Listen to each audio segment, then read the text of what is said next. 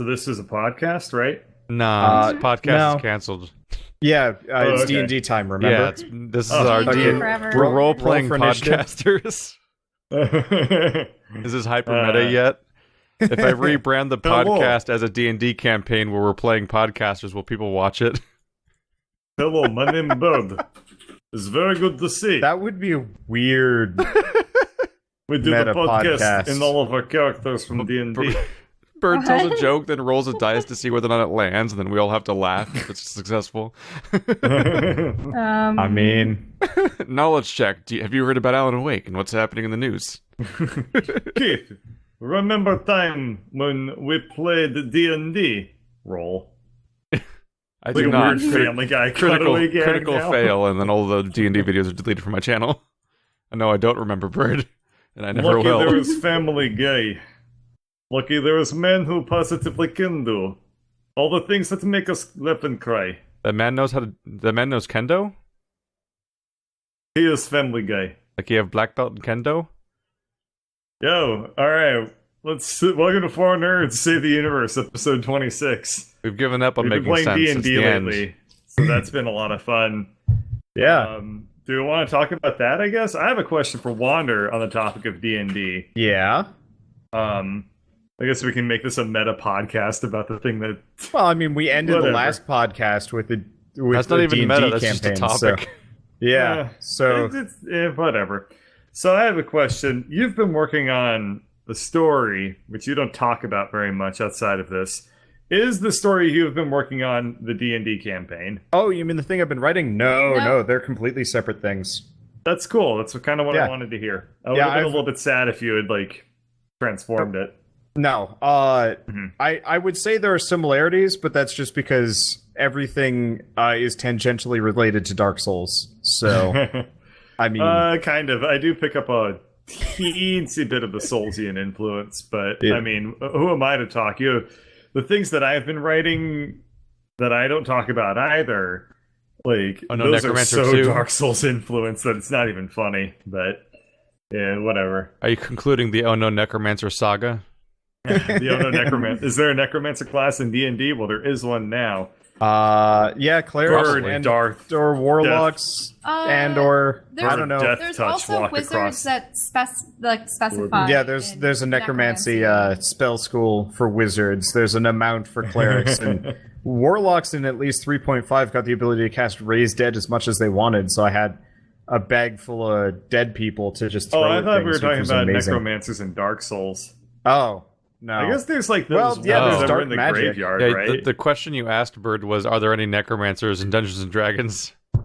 Oh, well, shit, man. There's like a billion necromancers. We've killed like 3. I know. That's It pretty was cool. a weird question. Yeah. Yeah, I guess there'd be necromancers in the catacombs area of Dark Souls. yeah, There Dark are Souls those 1. skeletons that raise other skeletons, which is kind of stupid, but They're like meta necromancers. they're slightly less dead or something. I'm not really too sure how that one works out. They're just endless conduits of necromancy that are themselves necromanced. You got to find the original one, like the alpha vampire. Instead of turtles all the way down, it's just necromancer Necromancers all the way down. All right, so when did you get the idea to launch a The D&D campaign campaign? on us by So- pure surprise? I had actually. Okay, so the surprise thing It is might be mostly podcast just 10, because me. where we spent a whole podcast doing no, D&D actually, stories. It wasn't that. I think we were playing Factorio during the kind of failed session, and you guys were so, talking like, about recent. D&D. Yeah, rather recent. But you guys specifically were talking about how you like D&D, but you didn't want to do any work on it. You said it was too hard to put together and stuff like that, and you just wish somebody would just show up with the campaign for you. And I'm just quietly kind of agreeing with you guys, being like, World building's hard. it is. Unfortunately, I was kind of good and ready to go, and then Shell went off to New York for 2 weeks. So I was just like, well, I'm just gonna sit on this for a while, and then I told you to start working on it while I was gone, but I kind of did, I kind of didn't. I'm more of a last minute kind of guy. That made the surprise a lot more pertinent, though, because it came out of way left field. Like, wow, this is gonna be a really long question. Whatever this question is, it keeps taunting us for like a month. I love how you set it up like one of those bullshit questions that we sometimes get. Oh, Yeah. about the buses. That was a wonderful way to segue. That was really quite well done. So you I make don't all know. the art for the maps on Roll20, correct? Yeah, so I make them in Illustrator because you can have a grid that you can actually snap to. So it makes it really easy to just Illustrator? lay out buildings. Yeah. Yeah, so you can just do that. flip on a That's right. grid. Mhm. And in Roll20, each square is 70 pixels by 70 pixels. So I just set the grid in Illustrator to be the exact same. Made my own grid, hid the one from Illustrator, but like I had this nice like kind of green-blue overlay that you guys see. And that made it a lot easier to see what I was doing. And then I usually I can just squiggle out a blot in the center of the canvas, and then that's kind of the limitation on where you guys can go. So that's all the mud and the rocks on the outside, and then I fill it with buildings. And then I've got multiple little like notebooks, and I will go like A, B, C, D, E, F, G, and each one of those corresponds with a new building and has various stuff inside of it, except for when I forget to write what's inside the inn, but that wasn't that big of a setback. No. That's pretty cool. What's the interface like for Roll20? It's a the runner? same pretty much. I just get an extra couple of things like I can access the map layer, which really is just the same as moving tokens around, but I can move like map tokens. And once I don't think you guys noticed it, but once I was on the map layer and I was like trying to move you around, and suddenly the map went elsewhere, and I'm like undo.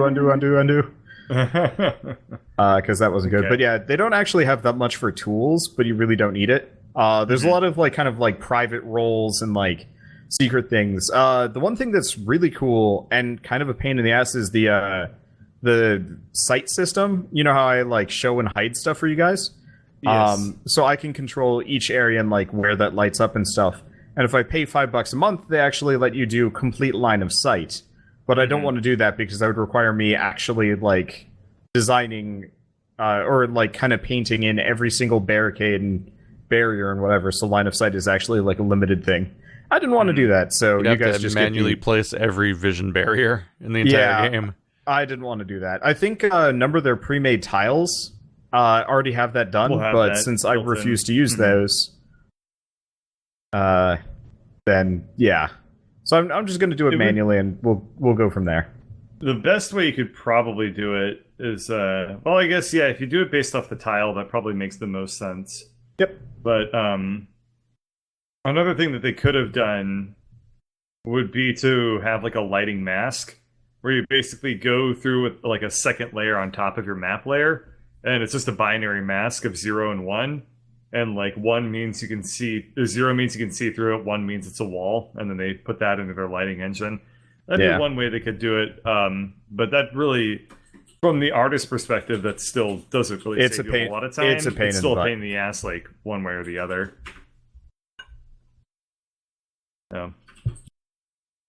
You've been All right, playing well, a that's game called The interesting. Surge lately, right? Yes. Technically, I have it open right now, and everybody's like, "Why aren't you moving?" And I'm like, "I'm putting up YouTube videos." But so I've been playing it, and it's a market improvement over their last title, Lords of the Fallen. Okay. For whatever reason, I just can't remember the name of it because it was kind of unremarkable. It's okay. It's mostly because the world's forgotten that game existed.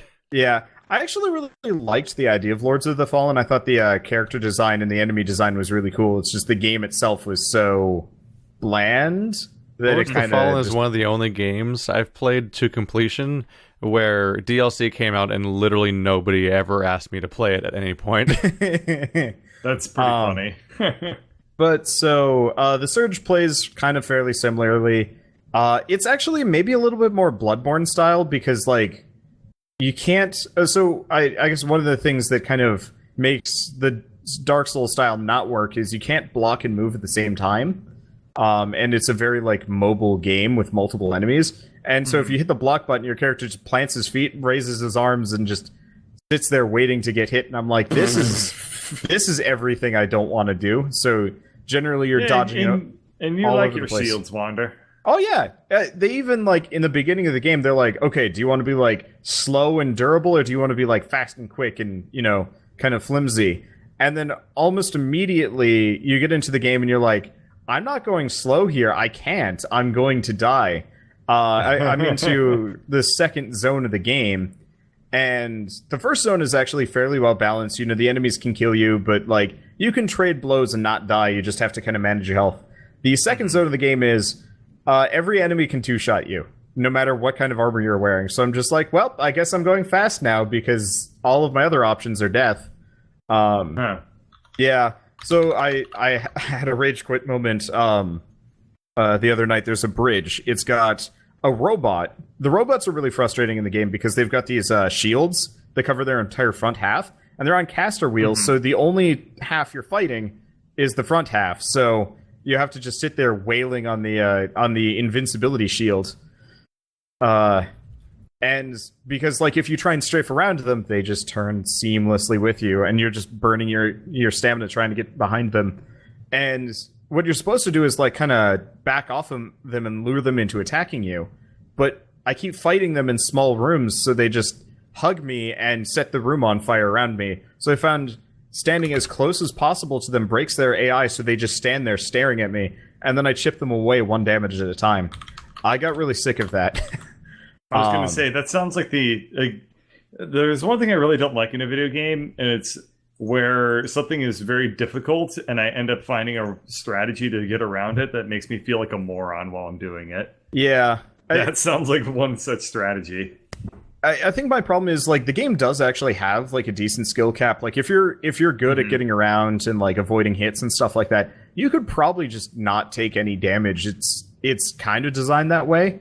It's just me playing it, I'm just predicting every single comment, being like, you're just not good enough for this, and like just nitpicking everything, and I'm just like, yeah, that's the inevitable Wow. excuse for all things that you ever criticize that aren't like a quick time event baby game where you don't play or something. yeah, and it's like If there's any possible place that skill could be part of the equation, that's automatically the reason that invalidates all criticisms you ever have. yeah, and like I'm not gonna say that's exactly ruining it, but I think that's making me more frustrated because like I'm almost predicting the inevitable YouTube comments being like, you just don't get the game. I'm already getting those too, and I like the first 4 episodes I think are incredibly positive. Like even the boss, which crushed me a couple of times, I eventually was like, oh, I got this guy, he's great, and I was like kind of happy-go-lucking my way through the beginning. And I'm still getting a lot of people being like, why is he complaining about not having a dodge when he's clearly using it? I'm like, I said dodge roll. Dodge roll, you morons. Because there's no dodge roll in the game. All you can do is jump, which is actually really weird. There's 2 types of jump. You can jump laterally in any direction, really far. Like, imagine if you're like standing, still, and suddenly you can leap 20 feet backwards. It looks weird, but whatever. Exosuit. But you can also hop over or duck under things, which is really strange. Because it's such a alien mechanic for me, and I guess it's supposed to be kind of the replacement for the dodge roll. But like, I guess I'm supposed to hop over the robot's like low sweeping attack, but I haven't. It's a completely different button from the standard dodge roll, and I'm afraid to use it because the robot that does the low swing kills me in 2 hits, and it swings twice. So if I screw it up, I'm dead. But it's this like odd mechanic that I'm going to go be practicing when I'm actually playing here. But I don't know how to think about the game yet, because I've heard really positive things, and then I've heard really negative things, and I'm like, I don't want to just give up on it, but I might have to, because I don't have the time or the mental capacity or emotional capacity to deal with getting that far in the game. I don't know. It does kind of look like they embraced what people said about Lords of the Fallen, because people were talking about that game being like, it's like Dark Souls, but it's like a big, heavy, clunky gladiator, like Autobot monster. Like you were just so heavy, and you just ram into your enemy. Like one of the coolest things about Lords of the Fallen was that you could actually have a shield charge where if you sprinted while blocking, you would just slam into your enemy, and that would actually be a physical form of attack and knockback. Like your weight was a resource you could use in a way that I wasn't used to being available. And looking at just the aesthetic of this being like weird mech guys, seems like they're kind of going with that whole concept. It's like that hearing that like the Five Nights at Freddy's guy was told that all of his people look like creepy animatronics, so he made a game about creepy animatronics. I can definitely see where they're going with it. Unfortunately, since the combat is so high stakes. Oh, right. It has kind of a Monster Hunter thing where if you attack, you're generally committed to the attack and you can't get out of it. There's no like animation canceling or anything like that. So if you're swinging like a really big heavy weapon, you better hope you hit first, because otherwise you're probably going to die. Because like I was trying to use a hammer earlier, and this guy with like claws is coming after me. I'm like, okay, I'm just gonna like predict his attack and like start swinging now. And my character just swings past the guy and he just starts ripping into me. I'm like, okay, fine, I'll switch over to the claws. And the claws are pretty much kind of the break. They're kind of the only way that I can win, because what the claws do, they're so fast, and if you're wearing like the right armor, you can just kind of stun lock enemies. Or even better, you just go in, you hit them once in the face, and you immediately dive backwards, because you have such a horizontal range of movement that there's no reason why you even need to be next to enemies half the time. Which is weird, because like they've got this system for knocking enemies over. It's just not worth it, because it's generally better to just kill them. One of the cool mechanics that I do like I feel like I'm being overly negative because the last time I played it was negative, but it actually does have kind of a neat mechanic for like taking bits off of enemies. So say if you're trying to upgrade your armor, you can specifically like target an enemy's arms and you will get that kind of loot, which is neat. Interesting. But unfortunately, it doesn't actually do like called damage. I'm trying to think of a game that does this, where like if you attack a thing's leg enough, it'll like fall over. As far as I can tell, this game does not have that system, which kind of sucks, because it's like, I'm just going to keep wailing on this guy's arm that's wielding the hammer, and it seems to be doing nothing apart from damage to his hit point total. And I was really hoping that I'd be able to like cripple a dude and then like, you know, kind of take him down slow. And instead it's just like, aim for his head, kill him. I've seen lots of games that do try to do body part systems, and they have never worked, except for getting headshots in first-person shooters. Yeah, but that's just like instant death. It doesn't even like slow him down. But how do you define working, I guess? Yeah, well, fun, and changes the way the game works in a very like deep manner. Usually it's just like maybe weak Horizon? points on leg and does more damage. Yeah, Horizon Zero Dawn kind of did it, but really what it did is it just took off their armor and occasionally disabled an attack. See, you know what game? Now that I think about it, this is weird. It was a Mech Warrior. Okay, Fallout had a pretty good system for it. Now that I think about it, but I'm not talking about like Fallout 3 or whatever, where it didn't really seem to make too much of a difference in my opinion. But like Fallout 2, like it made a lot more of a difference. And then there was also Mech Commander. Is that what those were called? Mech Commander. Yeah, like the original Mech Commander, you could like disable enemy robots and then you could take them over. And because it was a tactical RPG, that was basically like one of the best ways to get new people inside of your army.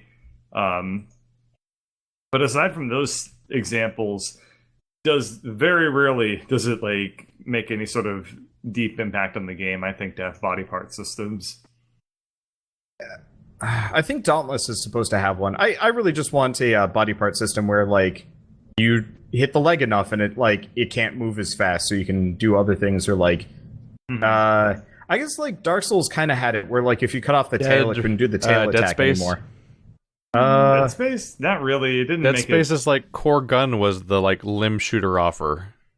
I guess that was it's just most of the enemies. Visual effect rather than most of the enemies died really fast, so it kind of didn't matter. That's why you gotta play on the hardcore mode, where you can only save 3 times and you lose your goddamn mind when a quick time event kills you. I think I'll pass. Do you remember the tentacle in the hallway that would like grab you on the leg? That one took about 3 tries. Now just imagine how much improved your experience would have been as if every time you died, you started the game over. I tried that with Spore, and holy shit, people don't understand what amazing. hardcore means. Why? Because you died and had to start over, and everyone was like, "Why are you starting over?" No, it's Uh-huh. That happened? yeah, that would happen, and then they're like, you keep dying. Clearly, you're not hardcore enough for this game. And I'm like, do you That's not that's not what the word means. Yeah. But then other people are think they like, were watching stop a hard dying. This score game's to- easy, and I'm like, I thought they were playing like a hardcore, like watching a hardcore score player, I guess. Listen, I lost. Are there any? I lost the pronunciation of like every word over the course of that sentence, and I It's believe because it's just like best 3 of to the words rhyme, and yet none of them hardcore score rhyme. pour more for yeah. Mhm. score Please 5 years stop. ago. 4 score and 7 years ago. 4 score in 3 countries ago. Spore was scored in the hardcore. So the other thing about the hardcore spore thing that gets me is I was playing WASD because that's kind of the standard control scheme now, and not click to move, but it's a click to move game, and I didn't realize that for the first like episode and a half, and so everybody's just like just reaming me over and over for a while, and it took me a bit to realize like why everybody was so pissed about it, because it's just like, They were on the when was internet. yeah, when was the last time I played a, like, yeah, there's that, but, like, when was the last time any of you guys played a click-to-move game that don't wasn't a know. Diablo-like? Like, I played a Flash game. I'm I not... had that. Yeah, it's pretty I much mean- mandatory that it's like an isometric camera angle. Yeah. Some sort of like app game where your inputs are really, really limited to like touch screen and like maybe an action button. I guess also adventure games. Yeah. Standard Yeah, I input mean, is a I don't know. cursor that you use to click on things, and then your character goes over to where you clicked on. Could be That's even better. that's I mean, it could deviating be a lot, worse. though. That's deviating Yeah, and because a lot the popularity, of them the popularity of use Telltale controllers. leads to a lot Yeah. of games being made like Telltale games now, where you're like Did a you use third keyboard third-person mouse or adventure game. controller for Night in the Woods? Did I what? Did you use controller or keyboard and mouse for Night in the Woods? Well, I played it on PS4.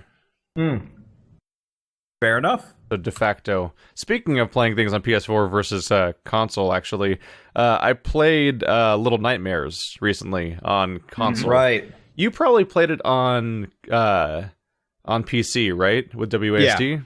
Did you Yeah. ever find yourself falling off stuff when you weren't supposed to? Yes. Mhm. There were a couple of moments where my character would just veer weirdly because of the The character shifting character angles. character could Well- walk further into the screen or closer to. I was also using a controller, The not screen? WASD. so. So Oh yeah. Oh, you were playing using a controller. Okay, Yeah. so that undoes the point I was going to check then.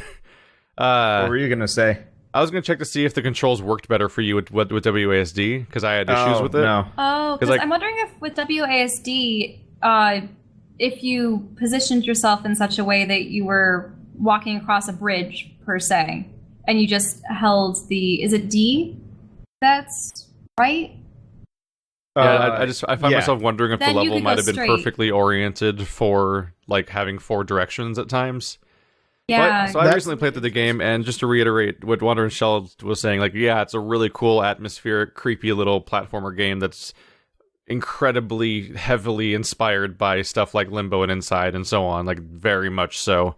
Definitely worth checking out. But there was some frustrating moments here and there where the camera would pan to my the difference between this game and Limbo and Inside and stuff is that the game is 3D, as in like you walk in 3D and not in 2D. There's no 2D segments in the game, despite sometimes it looking like it. And so one of my only gripes with the game really is that there's moments where the camera will pan to a cinematic camera angle that is often completely level with your character, like vertically. So you're looking at the side of your character, which means that there's no depth to it at all, which means in any other game, you would now be locked to a 2-dimensional plane because you can't see depth. And then much to your woe, you will discover that narrow pipe you're walking on, you can totally walk off of by walking forwards or away from the camera. So, Right. and so like those are really awkwardly handled at times because it'll be like, the camera will be like primarily focused on something like a silhouette or a creepy thing they want you to look at. Yeah. And then up on the And then top you of the just, like, screen, go you're whizzing walking off the across a pipe. bridge. Yeah. And so you're like, Yeah. oh, I'll I've just had hold that down to happen. right and watch the creepy thing happen because we're being cinematic. And then you plummet to your death and start the section over. I'm like, wait, what? I don't know if the developer intended for you to be able to die there, because that doesn't really improve the scene in any way, to just abruptly die while being distracted by the cinematic stuff. In my case, I did that thing where you climb up the really long cinematic thing that happens midway through the game, where it's all pretty and outside and everything, and then get back inside and you're on a pipe. And I was like, oh look, I wonder if there's an invisible wall here, and I walked off the ledge and died. It takes you back to before the entire climbing section again. Oh, that's ceremonious. It's like there's just moments in that game where like there's moments where it makes sense to die because some sort of deadly challenge is happening, but moments that don't make sense to die where it's like, oh, just look at the thing and keep walking. And with the game allowing you to die in those moments, especially because of like the awkward camera things, feels counterproductive for what they're going for. Mm-hmm. I can't help but feel like there's certain moments where the game would be better if it was literally 2D for a little while, which is pretty normal. A lot it'd of be games nice if it did it'd be nice if it did the Nier Automata thing, where it's just like, yep, you are now in side-scrolling Sonic Generations. There were definitely a number of moments. So you've beaten it. How did you like the table running segment? That's the other thing I would gripe about. Yeah, there were a lot of times where I was trying to like plot stuff. There's a part where you're running on a table and you have to avoid hazards, and the range of those hazards is so hard to comprehend. Where like there's even moments where it seems like you're teleporting into the hazard to die, and I'm like, what? Yes. Mm-hmm.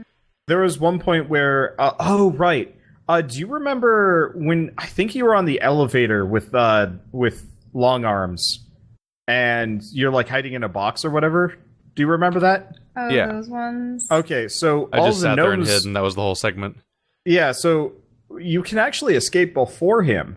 I more or less skidded out of there with the gnomes, and it made it like halfway down the following hallway.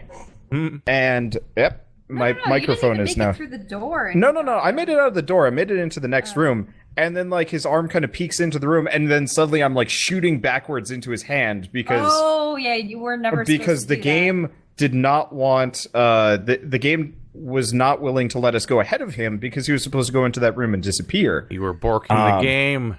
Yeah, shame on you. I did things the wrong way, and it wouldn't let me. But they definitely have moments where you teleport into things. Yeah. Besides that, there was just a few moments where like I would hide and then find out through trial and error that it was actually a chase section, or I would run and find out through trial and error that it was actually a stealth section. Like, it's not always clear whether you're supposed to escape something or sneak past it. Yeah. And so there's actually a fair number of scenarios throughout the game where trial and error was basically the way to figure out what you were supposed to do in that level. At least it was, like, super forgiving with how your, like, checkpoints were. Like, generally, except for the long climb thing, if you died, you usually went back to right before you died. I always found that to be at least kind of positive, because there was just a few moments where the checkpoint, like there's moments where you'd walk into a room and then almost immediately get killed. Yeah. And so like then you would then have to load the game again, which was not exactly instantaneous. Oh, then walk back into the room PS4 to transition back in, and like doing these loops here where you're like dying, loading, walking back in the room. Like the actual time spent in the room trying to figure out what's killing you and how to avoid getting killed was sometimes the minority of your time spent in that level because of the loop was too punishing. So I had it on a solid state drive. I want to be the guy. So I had it on a solid state drive, so the loading times were like a second, maybe. Yeah. It might have been a good call in the end. Even then, just the abruptness could be rough. Like, there's a moment where you go through a door and something immediately is like, "Oh, I'm gonna get you!" Like storming down on the ground after you, and it's like your back's to the entrance, and you're like, Do I hide somewhere? Do I hide under that thing? Do I run around it? That running around didn't work, but maybe I try running around it again because maybe a slightly different path will work. And like, there's a lot of like, let's try 7 different versions of this plan until something works would kind of happen because of how abruptly the deaths could come. Mm-hmm. So I would say that it draws very obvious comparisons to Limbo and Inside. Like, it's almost impossible not to compare them. But I don't think its design quite stands up as much as those ones do. No. But while its atmosphere does. Yeah, they absolutely aced the music and like the visual design, the actual like gameplay. Yeah. No. good pacing and visuals and cool little mechanics and interesting little things happening. You get sucked in this creepy little world, but moment to moment, there's some iffy levels here and there that I feel like more like if it did have more time in development and like play testing and so on, like that kind of stuff would probably get ironed out more. And I think that's probably the limitation. That's like the inherent contradiction here, right? Is that like we act like it's a limitation of indie projects because they have less resources, but then all the projects that do have resources also don't do that. Yay. Happens. Speaking of that topic, I had a really interesting thing where I broke the dialogue system of Mass Effect Andromeda in a way that made me realize how it works exactly. So, you know, there's the shot, reverse shot, standard BioWare conversation system where you're camera at that guy, camera at that guy, talk, talk, talk. That's what worked in every game until Inquisition was like, what if all the side quests were lazy? And then Andromeda was like, what if 80% of the dialogue was lazy? And that's how dialogue works now until a main story mission happens. I found out the hard way exactly how that works, because I thought at the very least it was like a fixed camera situation, but I was on a planet called Vold, the ice planet, walking up behind an NPC to turn in a quest, but I jumped on top of the ship they were working on and then fell. Then I fell off the ship behind them while toggling the dialogue. So I ended up standing behind them, facing away from them, and then the dialogue conversation started, and the game couldn't adjust in time the standing position I was in, which I think that's what it usually tries to do. So instead, my back was facing the enemy, and so the camera comes down and zooms in like it does in every conversation, and here's where I realized that camera does not actually try to zoom in on the person you're talking to. That camera is so low effort, it literally zooms in on your shoulder and points forward. Well, wherever that is. Did we tell you we had the same thing happen? So it was staring at a wall. Yeah, we were staring at. We had something impeding. Yeah. So do you remember? Oh shoot, who's the shitty bounty hunter from 2? Zaid. Zaid Masani. We found Zaid's son on the first planet, and so he's in this room. He's been fighting the bad aliens by himself for a while. He's not really helping out the war effort. He's just there to hunt aliens and stuff. Yeah. And so he's off to the right, but the dialogue triggers the moment you enter the room. So we were just staring blankly off into space, hearing his voice as though he was right in front of us. And then we got attacked. Yeah, and then a bunch of aliens attacked us in the middle of the conversation, killed the whole party, and almost killed us before we could manage to get out of the dialogue. Yeah. That is amazing. We were stuck in the dialogue and we were being shot at. So it's like, okay, let's just choose the option to leave as quickly as possible and, get out. Wow. I was on Vold talking to a character, and another character was pacing around the room in the loop that they do. They ended up walking into me during the conversation and pushing me across the room during the conversation, and then proceeding to walk through a wall. I also encountered a glitch that I think I've told you guys. Did they walk through a wall because they collided with you? No, he was very much on a fixed pattern. I could watch him loop forever, and he would continually collide through objects because his pre-programmed pattern that he walks in, that is manually placed, would go through objects. I mean, the thing is, the cinematic mode in a lot of video games, depending on how the developers choose to go about things, may tend to break the rules of the universe. So stuff like that doesn't surprise me, but boy, is it like, seriously, when you see it in action. Yeah, because there's other games with less resources that do better. Yeah, that's like Yakuza 0 has plenty of conversations where you're just two people facing each other while the mouth flaps at each other based on a sync, and that's it. And you know what? People walking down the street, they path way around you, or they even reach you, turn around and go back, and don't walk into you at all. Like you can actually see, if you look in the background, the game is still live simulating crowds, but none of them are walking into the conversation intentionally. And that's like a niche Japanese game where half the time they don't even get localized into English and or other languages even because of their scale. It's like that's just caring about your project more. Oh geez, Because someone, I can't blame the developer specifically, but someone in power over Andromeda didn't care about it. And that's how we got what we got here. Next time, if you guys ever play it again, go to Aya and just walk around and just look at the random people who are animating that are just always there doing the same thing. And we just haven't gotten back to it. Try to find a single person whose animation makes sense. It There's just takes something to work. be said for, even in a large organization like the teams that made Andromeda, there's something to be said for like how much change and like how much can happen from one person just really sticking to like quality. Yeah. And just like really being like a hardcore stickler for that. I mean, I'm in a giant organization and like I see that every day where like it's not so common, but like I've heard stories about how like certain projects were held back because one person said like, I'm not gonna like give this the okay, I'm not gonna commit my resources to it for X, Y, and Z. And then like they ultimately end up basically being the hero of that project. This thing needs to be done, period. You're right. So like it's fairly accurate to say like, yeah, somebody just the right person didn't give a shit about that game. Yeah. Because there were so many things that just should not have been the way that it was when Like it was released. you can't walk into an environment populated with NPCs and look around without finding several people that just you can visibly tell are like, oh, those were rapidly just sort of placed everywhere just to like save time. Like, yeah. You go around Aya and there's guys that are doing this animation where they're tinkering with like they look like Cortez from Mass Effect 3 working on the engine of the cruiser or the shuttle. But they're like, this guy's facing a plant, and this guy's facing a solid wall with 0 features on it.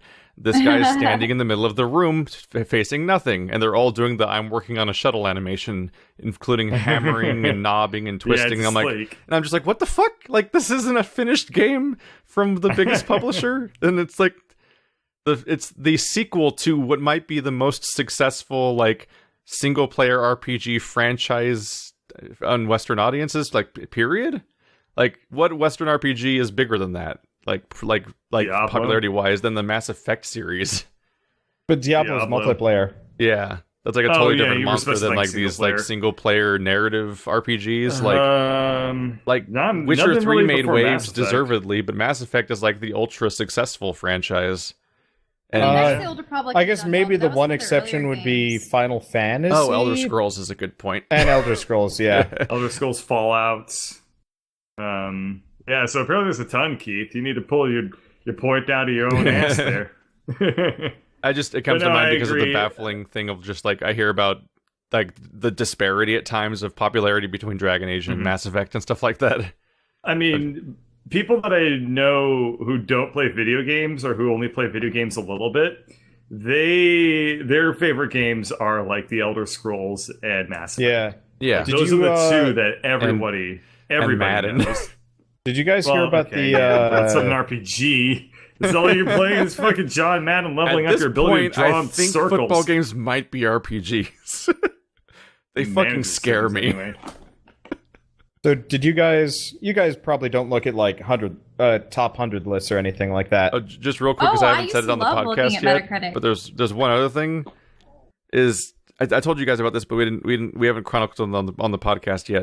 I also have a glitch where if I die, my character will fall down dead and just stay dead, and the game will never enter a failure state. So I'll just lie there dead, and my allies will continually respawn and die over and over again because I'm out of combat. So they'll keep coming back to life and then getting killed by what killed me over and over again. And you can try to fast travel, but it'll fade to black, then fade back to where you are. And the only way to escape is to quit out. I still think that's like the funniest thing I've ever heard of, by the way. So that bug is still there. Still there. In fact, it only started happening to me recently, but it's just happened last time I played. That is bleak. That is hilarious. Not okay. All right, top 100 list.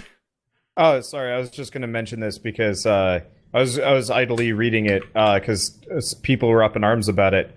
And oh boy, I mean, this is going happens. already. But so I think Skyrim was top on the list, and everybody was kind of mad about it because it's like, what about all these other things? And then their number 0 is D&D, and I'm like, yes. I I just thought that was neat because It's been really interesting to watch Skyrim fall out of the graces of the masses of video gamers. Like, I don't know if it's fallen out or if just people are bored of it. well, yeah, people are bored of it, but like, I mean, Skyrim's older than the entire Dark Souls franchise. yes, is it? Yeah. No, It's I either think older they or it's a few weeks younger. Dark Souls and Skyrim both came out in 2011. They were like the first things I played on a Let's Play channel. Dark Souls is a little bit older than Skyrim, I think. It might be like a month older. Because Skyrim was 11. I feel like Dark Souls is older than I am. I feel like Dark Souls 1 came out like before I was born. What? No. But I guess I was Yeah, wrong. I guess Skyrim it's is actually, 1 like, month. Skyrim is 1 month younger than Dark Souls 1. Wow. That's the most I guess recent I Elder keep Scrolls game. I guess I keep getting surprised that Dark Souls was just a PS3 title. Yeah. It just feels like it was older than that. It was PS3 and 360. Yeah. Yeah. Demon Souls, its prequel, or spiritual prequel, was a PS3 title even in 2009. Yeah, that's what I'm saying. Like, it really, well, whatever. That was kind of a generation of, like, consoles and video games that just absolutely passed me by because I was in, college at the time and I didn't really have time to play video games. My undergrad for music was very, very hectic. Yeah, when I was found playing Dark Souls in 1979. What were we going to say, Shell? Oh, I never got around to playing any of the Elder Scrolls series or Dragon Age and such. That's a shame. I think that you would really like the Elder Scrolls games. Well, well,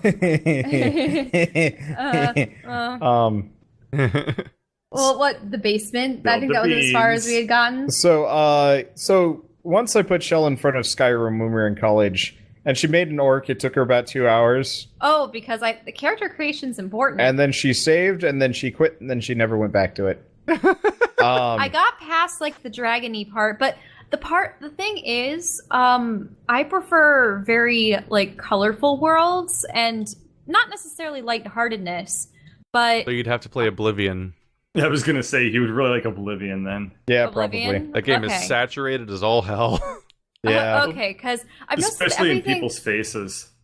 Oh yeah, lately- everyone's got bright orange like spray tan faces. They're so ugly, man. But it's Okay, got Patrick not Stewart. that kind of saturated. I would love it if they. I wonder how hard it would. It would probably be impossible, but for them to port the previous Elder Scrolls games through the Fallout engine, because that engine is nice looking.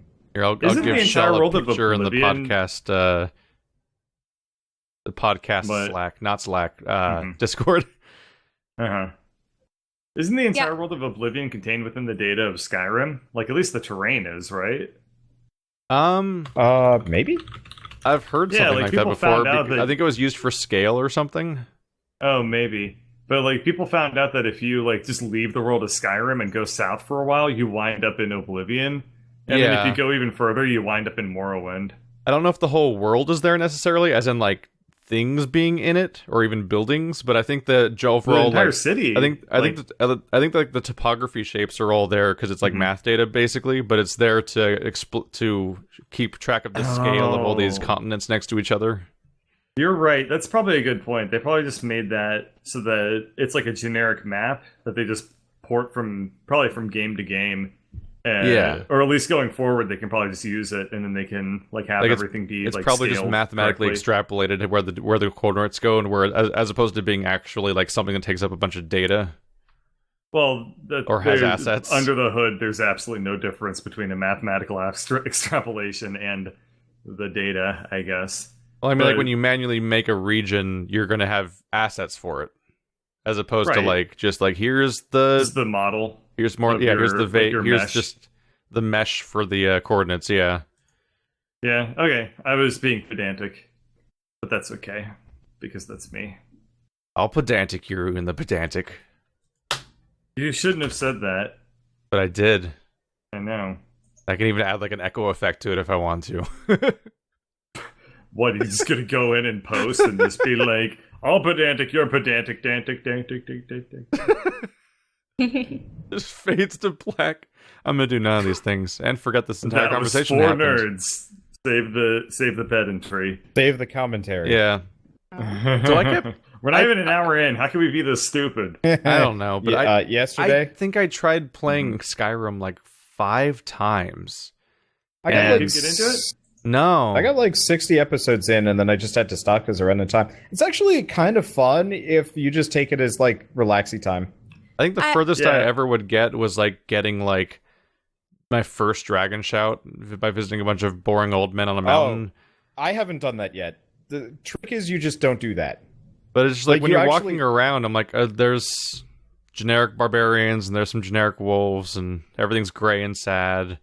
Oh yeah, And yeah. The gray I'm and gonna, the sadness I'm gonna just do made me want flippy to put flappy down. sword at everybody because I will say that the world of Skyrim felt like in terms of the color was Awful. absolutely It was bad. awful, but it was also a stark reaction to Oblivion, which was like on the complete opposite end of the spectrum.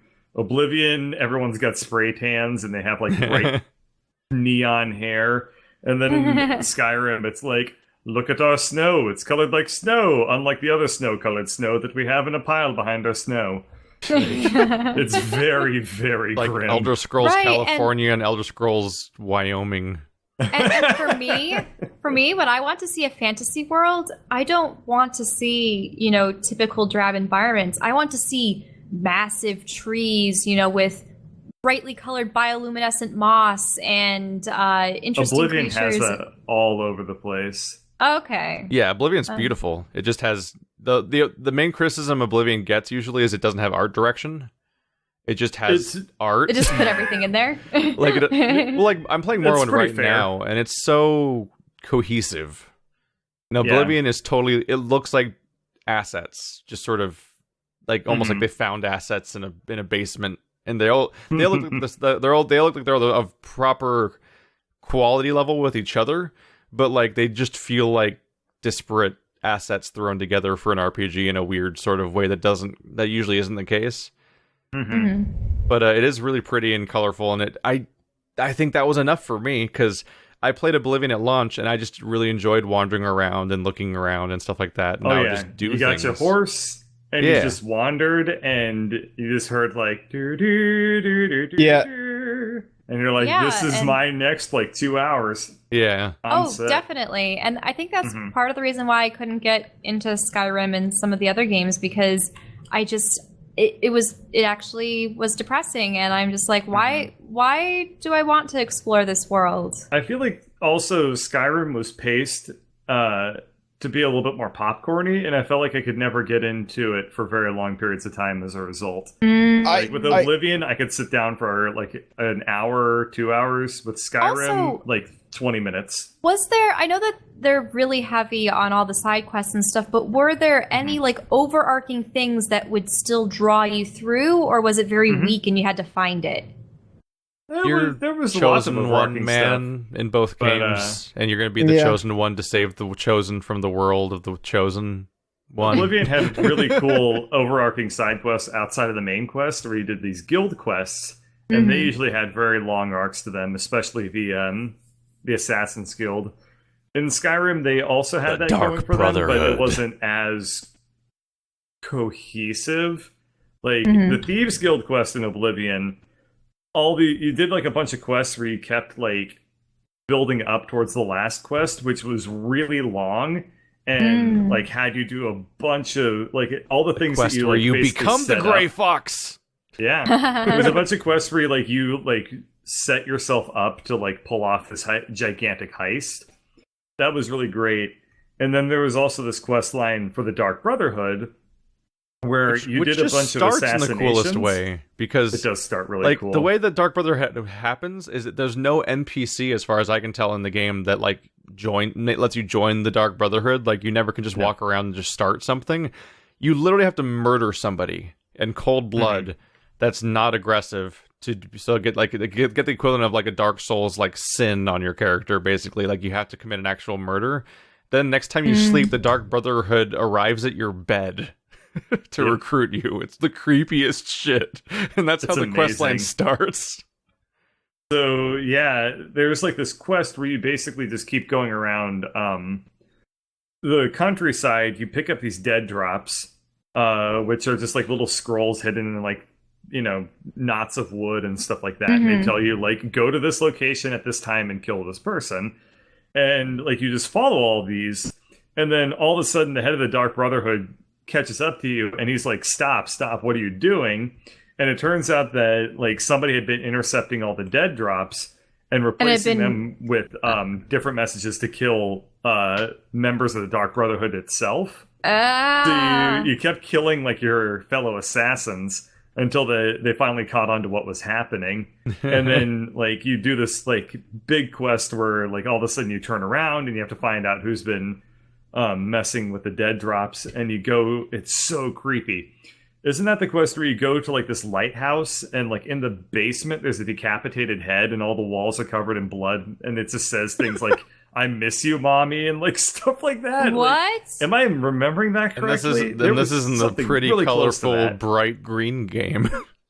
Yeah. There was something really close to that. And I mean, it's been a long time since I played Oblivion, so I may not be remembering a lot of it correctly. But basically, like somebody was setting you up to kill other members of the Dark Brotherhood as revenge for them, I think, killing somebody close in their family. And then you eventually like get vengeance for your fellow assassins and like atone for the fact that you murdered a bunch of murderers, which violated your weird oath of honor. And then you're good to go.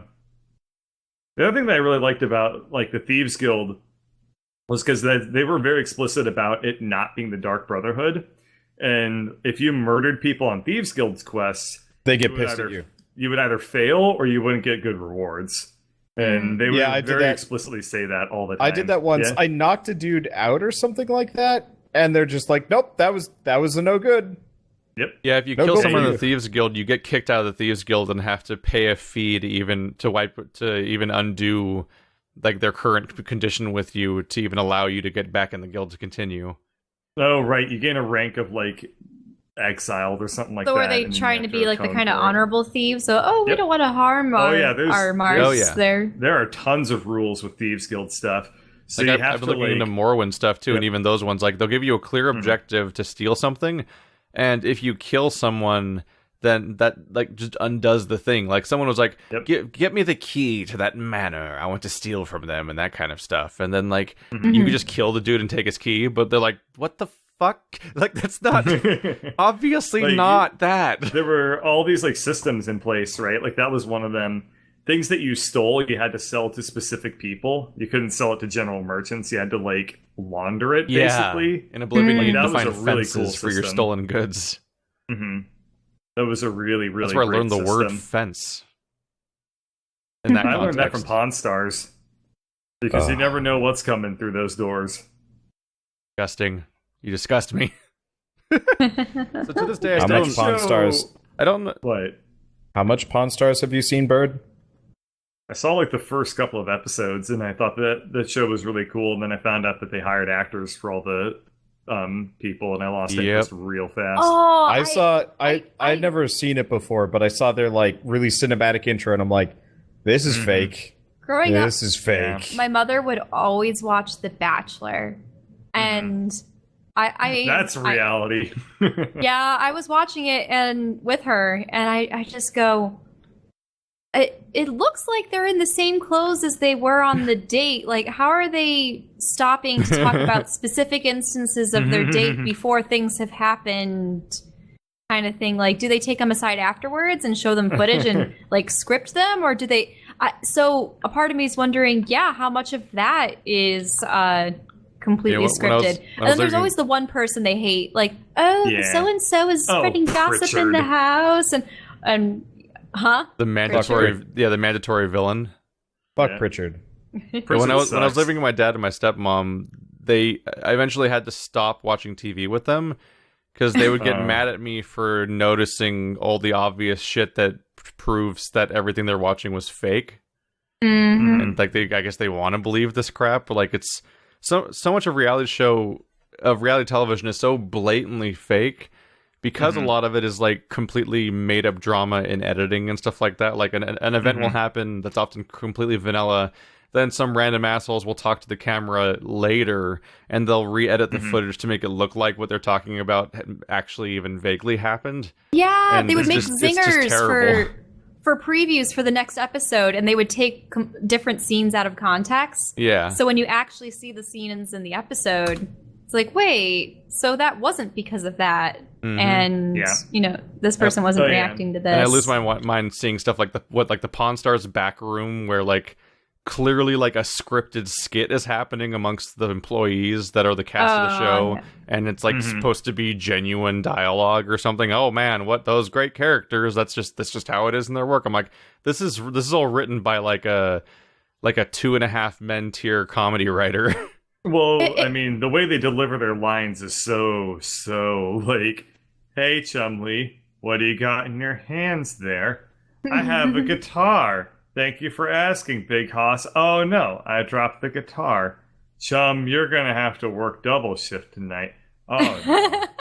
Real people's Oh, conversations don't just reinforce one character trait over and over again forever. Some of the reality TV that I actually enjoy Mine do. are things pertaining to Is it beer? HGTV, because I like seeing interior design, and I wonder. HGTV is cool. And I just Yeah. wonder how much of that is scripted. Well, I've heard in some the instances. hosts never do any of the work or the labor that they may lead you to think. Like, they never have, like, the hosts actually, like... They might show them, like, planting a plant, but then they just leave, and, like, that's all they do. And But what then about all the laborers show up. demolitions? Like those Property Brothers and such. Same thing, maybe they do, I don't know, but It just makes from me what think I of the remember, cooking shows they where they're don't. like, I'm going to put these 15 things in a pot, and I'm going to turn around behind me and pull a finished one out of the stove. well, those are Yeah, those yeah, are those. actual chefs. They're not fake.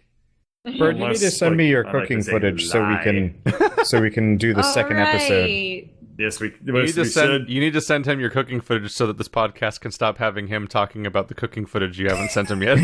It's just gonna be a thing. It's like 2 years from Has now. it come Bird, out you ever before? gonna send me Just that this cooking footage? reoccurring thing. We've I already need to check the filmed stream keys and because released episode apparently 2. I asked you for the stream key, not the You stream had key, it. the sync key, and you gave me the wrong one. But that's What? okay. Is it Okay. tech support time? I got yeah. the other sync key. So tonight I'll resync the stuff. Okay. On the topic of reality show stuff, I'm the only one who watches American Horror Story, aren't I? Yeah. I think so. I was a little apprehensive about it because I'm not too fond of like horror, gore, other things, and it looked like that was going to be chock There's full a of thing it. I kind of want to talk about because the show done lost its goddamn mind in like the coolest way. Okay. So there's two types of television I watch, basically. One of them is like stuff that's like all about like having like a great script and acting and like a cool plot line going on. Like let's go watch like Jessica Jones or Better Call Saul or Fargo or that kind of thing. Season 1 of True Detective, definitely not season 2. Season 2 is so bad. But then there's like just the raw creative energy manic bullshit I watched. That's stuff like Doctor Who and American Horror Story, where it's not really about good acting and writing, but just like somebody has a bunch of ideas and someone greenlit them and they just have this free reign to do ideas all over the place. And You I mean love like that shit. various types of aliens and creatures? Yeah, like and we have this crazy interesting ideas, let's just things. go with it. And what's fun about American Horror Story is that it's an anthology show. So every single season is a brand new storyline. And they will just flat out reuse the same cast members and cast them as new characters every single season and stuff like that. And since Really? yeah, Because I know that the first one took place in like a house in a neighborhood, and then there was another one that was in a circus. Yeah. Or I don't know. What's great about this is you can hear from a third party which seasons are good and which ones are bad, and just skip all the bad ones because they don't matter. They're literally self-encapsulated, which is great. And anyone who hasn't, like, definitely should check out like seasons 2 and 7, whatever the newest one's called. But I want to talk about this one just because it's interesting how fucking bonkers this show just got. Because every other season is just like a horror premise, like Oh, we're in a haunted house. Oh, we're in an asylum, and a normal person was put in the asylum to cover something up and stuff like that. Or and it's then you're sort of seeing through their perspective then of like what's going on. Yeah. Everything's always like a straightforward narrative of like, here's our horror premise, and we're just going to run with it for 10 to 13 episodes, and we can kill off anyone we want to because the story ends at the end of the season, which is also kind of refreshing. But spoilers for the newest season, like the first half of it or so, not like the actual ending and stuff, is what was really cool this time around is they took a huge risk in that they framed it as a reality show. And it was infuriating. Like, I actually stopped watching 4 episodes in for like 6 months because I thought the season was going to be garbage, and I couldn't. What was the premise of the show in the show? So, you mean in this season, like what was the premise of the reality show, basically? Yeah. Yeah, well, what kind of reality show did they have? That's why I thought about it, was because of our previous conversation about reality shows, but I guess it's more of a reenactment, really. It's one of those, like crime scene and horror type reenactments where somebody tells this ghost story and the actors are reenacting it and stuff like that. Oh, so do people actually start dying in these reenactments? And so what got really interesting is that for the first 5 episodes of this season, they were telling this story about what happened in the past in this ghost house that's haunted by these people and has evil rednecks and is like out and isolated and all this creepy stuff's happening. It was basically like a retread. You mean like Resident Evil 7? Yeah, kind of. Like they just blatantly retread the plot of the first season, like its premise. And it's come on. Like it's some couple that's out in the South and they're stuck in this house that we like stuff's going wrong and weird, but we can't give up the house because we put all our money into that exact premise from the first season. Okay. But while it's happening, one cast of characters is doing the scenes, while a different cast of characters is the real people telling the story that the actors are playing in the reenactment. So like it'll have like this one black guy with glasses that looks kind of thin, doing the storytelling about what happened from his perspective, but then like the actual person playing him was like Cuba Gooding Jr. or something like that. Like it's a different actor playing him in the reenactment. But the weird thing that happened is... So are you seeing a documentary and the reenactment? So you're seeing the real people talk at the camera in a room while the reenactment's playing of other actors replaying the scenes. Right. But what got weird is that halfway through the season, they escape the house and they leave forever. And you're like, wait, what? But this is like episode 5. What the hell happens? And so the producer of the documentary reenactment thing, the producer of the thing gets greedy about how successful it went, and he's like, you know what we'll do? We'll put them back in the house, and because they're like, we can film that like a reality show, and we'll get so much money. They're planning all these fake scares to fuck with the people, like the real people that actually experienced it the first time around, like to traumatize them and get all this drama from the cameras they hide all over the building and stuff like that. Oh, so I thought that they were going to put the actors into the house and see what happened. So here's what's weird, is they put the actors and the real people back in the house. Oh, so okay. So this horror house is full of people that were already in the horrible thing that happened before, but they didn't look like that last time because you only saw the reenactment and not the real version. And they're there with the actors that played them. Now, were the actors, some of them just like, oh, this is just a job. Oh, there's actually no ghost. This is all just skepticism. None of them believe in it. All the people who were there believe it, that all the shit can go down. But this stuff only happens during the blood moon. And all the actors that are there are like, oh, this is bullshit. We filmed all summer and nothing happens. Like, obviously, the story is bullshit.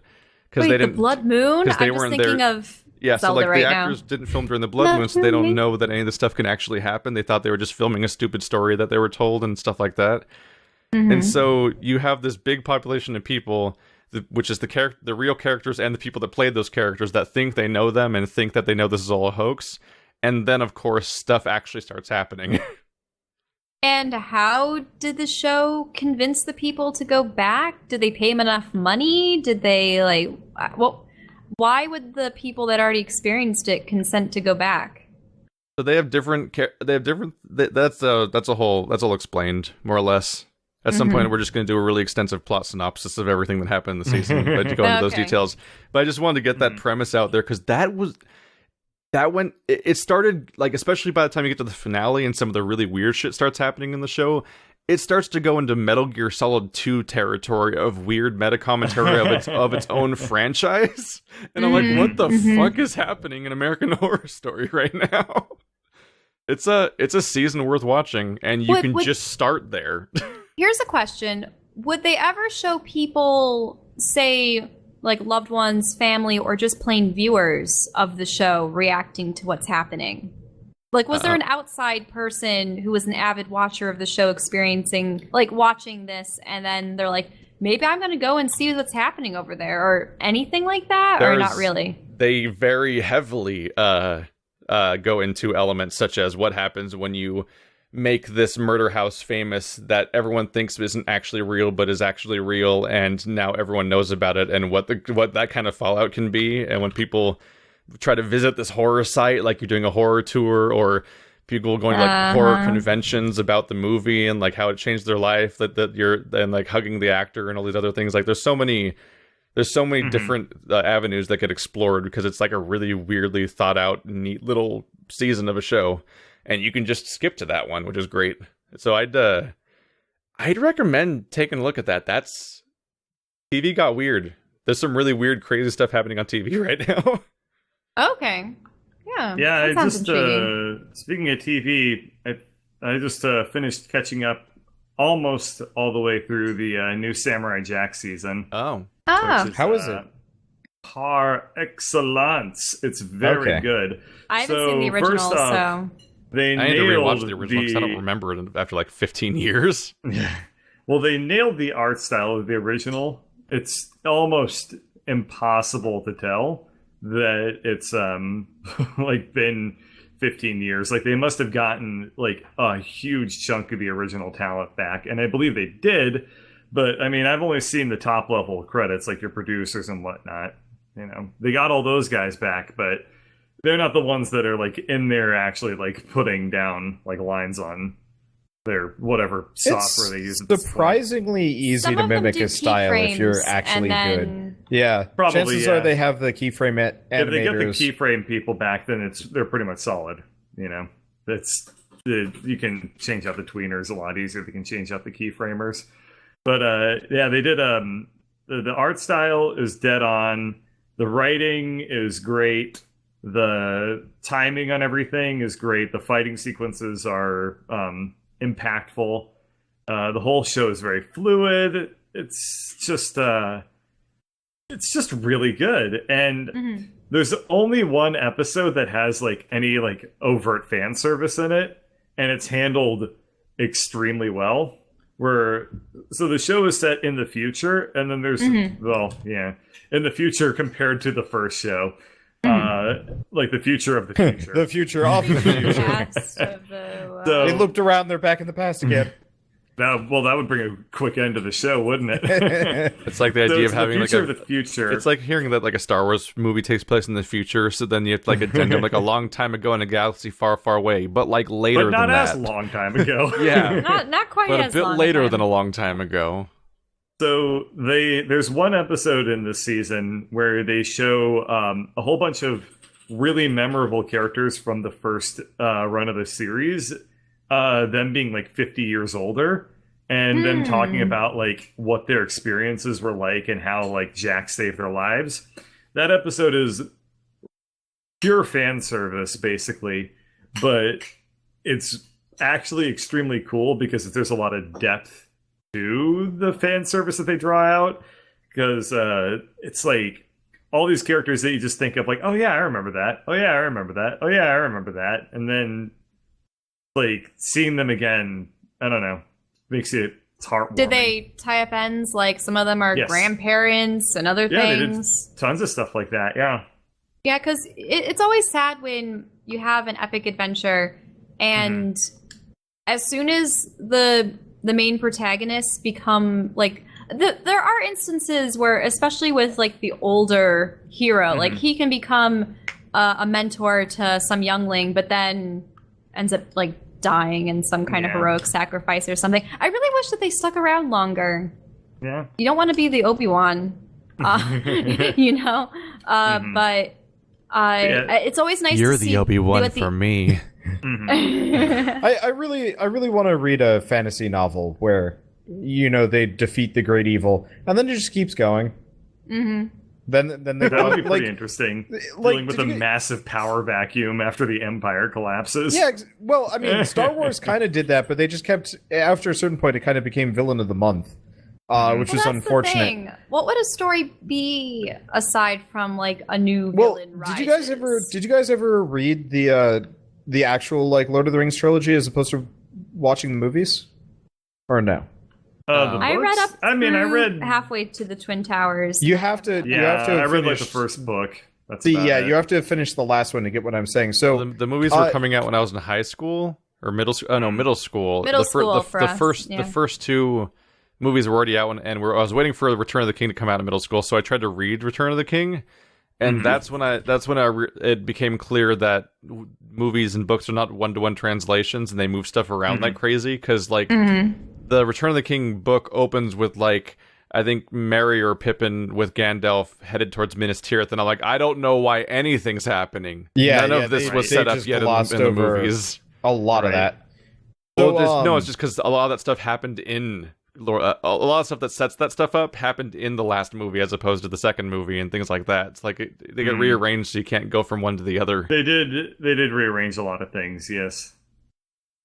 So with Return of the King, after they get rid of the ring, the book keeps going. For a There's long actually, time. Yeah. Yeah, so, the movie keeps if I going. remember. So the movie kept going, but like the weird part was they had to go back and reconquer the Shire because Saruman, Orcs are Get there. occupied. Holy after shit. Saruman gets evicted by a bunch of Ents, he goes to the Shire of all places with like some evil hobbits and like a couple of orcs and stuff like that, and he takes over. And then the hobbits by themselves have to go retake the place as like kind of freedom fighters. It's like this kind of weird like back quarter of the book or something like that. Hadn't- It's so bizarre, but I really liked it because it was like this kind of weird. Actually, made the hobbits relevant characters as opposed Well, to just actually, ring bearers. Hadn't Merry or Pippin been sort of they were drawn to the Palantir that Gandalf had brought and like touched it, and he saw a vision of the Shire on fire and with orcs there. But they're just that happened in one of the movies, and they had to tear the Palantir stone away from him. Yeah, that's what leads to him being taken alone to Minas Tirith. But yeah, it's just definitely funny to think that like when I saw that movie in theaters, my friend and I both were like sitting there like kicking our legs up and down over and over again because we're like, we need to use the restroom. This is like a 3-hour movie, but it won't end because the ring's broken. But there's like 20 minutes of endings, and it's really funny thinking that the book was actually like even way longer at that point. Still, Oh yeah, it was great. it would just never end. I actually really liked that scene. I haven't gone back to reread the books, but I've gone back to reread that section because it was fun. Isn't that scene in the extended version? I mean, this was like a whole arc, but maybe? I've never actually watched the extended version. I've only watched a portion of the extended version for the first film. Yeah, which is effectively just, look at New Zealand. Isn't it pretty? A couple more is very scenes in the pretty. Shire, as I recall. But when watching it, I can tell why they cut them out for pacing's sake. Oh, absolutely. Yeah, I don't remember which ones Wow, I it's saw in really extended quiet. form, but when I saw them, I was definitely like, I remember thinking like, I don't remember what wasn't here before. Like I finished an extended version of one of the movies, and I'm like, I don't remember seeing new things. Like it must have been inconsequential extended moments or like scenery or something. I know one of the main cutscenes I actually would recognize later was that during Return of the King, I think you see Aragorn land with all of these ships along the coastline, and then a horde of ghosts come flying out to attack everything. Yeah, there's a whole lengthy section where he has to more or less romance a bunch of ghosts. Because like you into see him fighting get the for him. ghosts in the original movie, but then they just arrive on the battlefield with no in between. Whereas there's like a few scenes in the extended version showing them basically commute to the war. Oh, wait. Commute to war. Wow, well put. Oh, you see, I remember in the film he did have to go and encounter all the ghosts. Yeah, I just And said that. it- Like he gets it- that in all versions of the movie. Okay. Mhm. It's just that in the So you're saying extended that there's a version, part in they show a bunch between? of scenes between the part where he gets them and the part where they actually attack the war. Like, because in Uh-huh. the theatrical cut, there's the big final battle happening, and then just swoosh, Aragorn's here with ghosts, and you're like, whoa, they're here. But in Whereas the before they showed the in the ghosts extended getting version, on the there's like ships and extra stuff. scenes of like them using boats to get across the sea and stuff like that, and like all like just it's just they're commuting to war, like straight up scenes of that. I suppose, yeah. I mean, it would give things away, I suppose. And he's like, oh, they're coming. They're coming on the ships. Whereas there was that moment when, were they the people to the south? Is that what they were called? They were like, oh yeah, reinforcements have arrived. But instead of reinforcements, it was, Aragorn and the ghosts. So it led to some kind of element of surprise. Aragorn and the Ghosts kind of sounds like an old It sounds like a Hanna-Barbera band. cartoon. Like Josie and the Pussycats. Aragorn and all his ghosty pals solving mysteries and having fun. I've got a go look. I've been looking through our backlog of questions. I've got a really It's important enormous question. I've got a from really what I've important heard. question to answer. Okay. Knox asks, "Hi, what do you guys think about making streams or videos of pen and paper sessions? I've seen it from other YouTubers, and they're always really fun to watch." Well, about no, we're three- not Nah, gonna it do sounds that. it sounds like a terrible idea. About Sorry, 3 weeks sorry, ago. man. Like maybe well, we're not using someday, pens and paper. Yeah, maybe God. when Keith feels like being a team player and Bird, learns how to sing properly or something. What? Are you talking about we'll the start our pen and paper You heard D&D him. campaign, a Bard's Tale. So I've been threatening Shell with this, that if What? she misbehaves, I'm gonna write the campaign into having an extended band travel situation where You like haven't you told get me an this. extended- I have. An extended campaign just Bugbear becomes a musical. concert. Yeah, you guys go around doing battles of the bands and whatnot. We have to sing our attacks. Yeah. What? Oh no, necromancer! Could you imagine a D&D opera campaign where everything has to be sung? That It'd be would bad. Horrible. Oh man. It'd be so exhausting because of how It would long be- sessions are by comparison. It would be Oh No Necromancer, except instead of the characters being me, Sooner or later, a would be me necromancer with a has Russian to show up in accent. the campaign, and an NPC has to say, "Oh no." oh no, Necromancer, punch, dead. Oh Anyone have no! other Like topics to go to, or do you want to go to bones. questions? Keep going, man. Mhm. Can he resurrect self? So I related- guess we find out. Related to what we were talking about, Colonel RPG asked, "How do you feel about in-game character creation in RPGs like Skyrim or Fallout 4, in comparison to character creation systems like those in Pillars of Eternity or Baldur's Gate, where you create your character before the game starts?" Oh, this is very interesting. I've never thought about comparison. Oh wait. What was so? There are the games where you create your Before the character game, in. And then in There's the game games where, where you the have game real starts, and then at some point you make a character.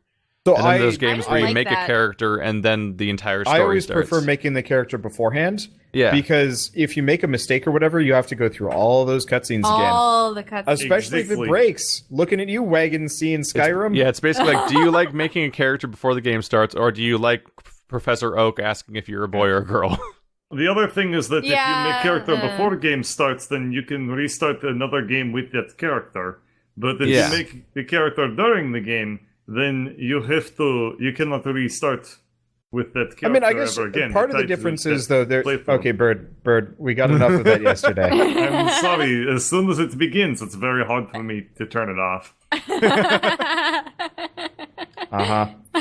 But, like, trying. Oh, but yeah, I completely understand because I'm very particular about my characters and character Yeah. creation. And the thing is, sometimes when you see a character Yeah. in character creation, whether it be the lighting or the perspective, let's go say that you bring a character into the game and you finally see a cutscene and you realize, oh, the hairstyle covers one of their eyes every single time they talk with an NPC. maybe I want to see more of my character's face. I need a new hairstyle. Or, oh no, my character turned in profile and the chin is receded way too far. Yeah, it's one of the scariest things when you're making a 3D character with sliders and everything, and they don't let you rotate the character properly, or they don't animate them, so you can't tell what's happening.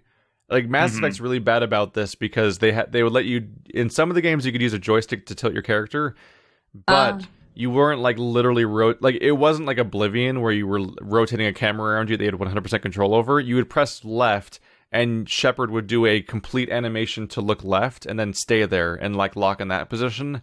And you couldn't tilt the camera, and you couldn't control the speed at which they turned left, so it was like... They're practically just snapping into a new position, and that just wasn't enough. So you could actually have like someone with terrible jaw, and I've seen a jawline and cheekbones, and that's when you get the nightmares of like, oh god, my character I made, that's how they animate. Like their eyelashes are going through their face, and like they get that really creepy expression sometimes, or their neck is way too long and stuff like that.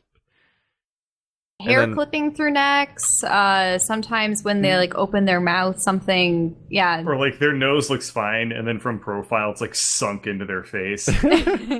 Or just like really weird, horrible things happen when specific expressions come up. You're like, oh no. And then there's plenty. I've played my fair share of 3D RPGs with character creators where you can't even rotate your character.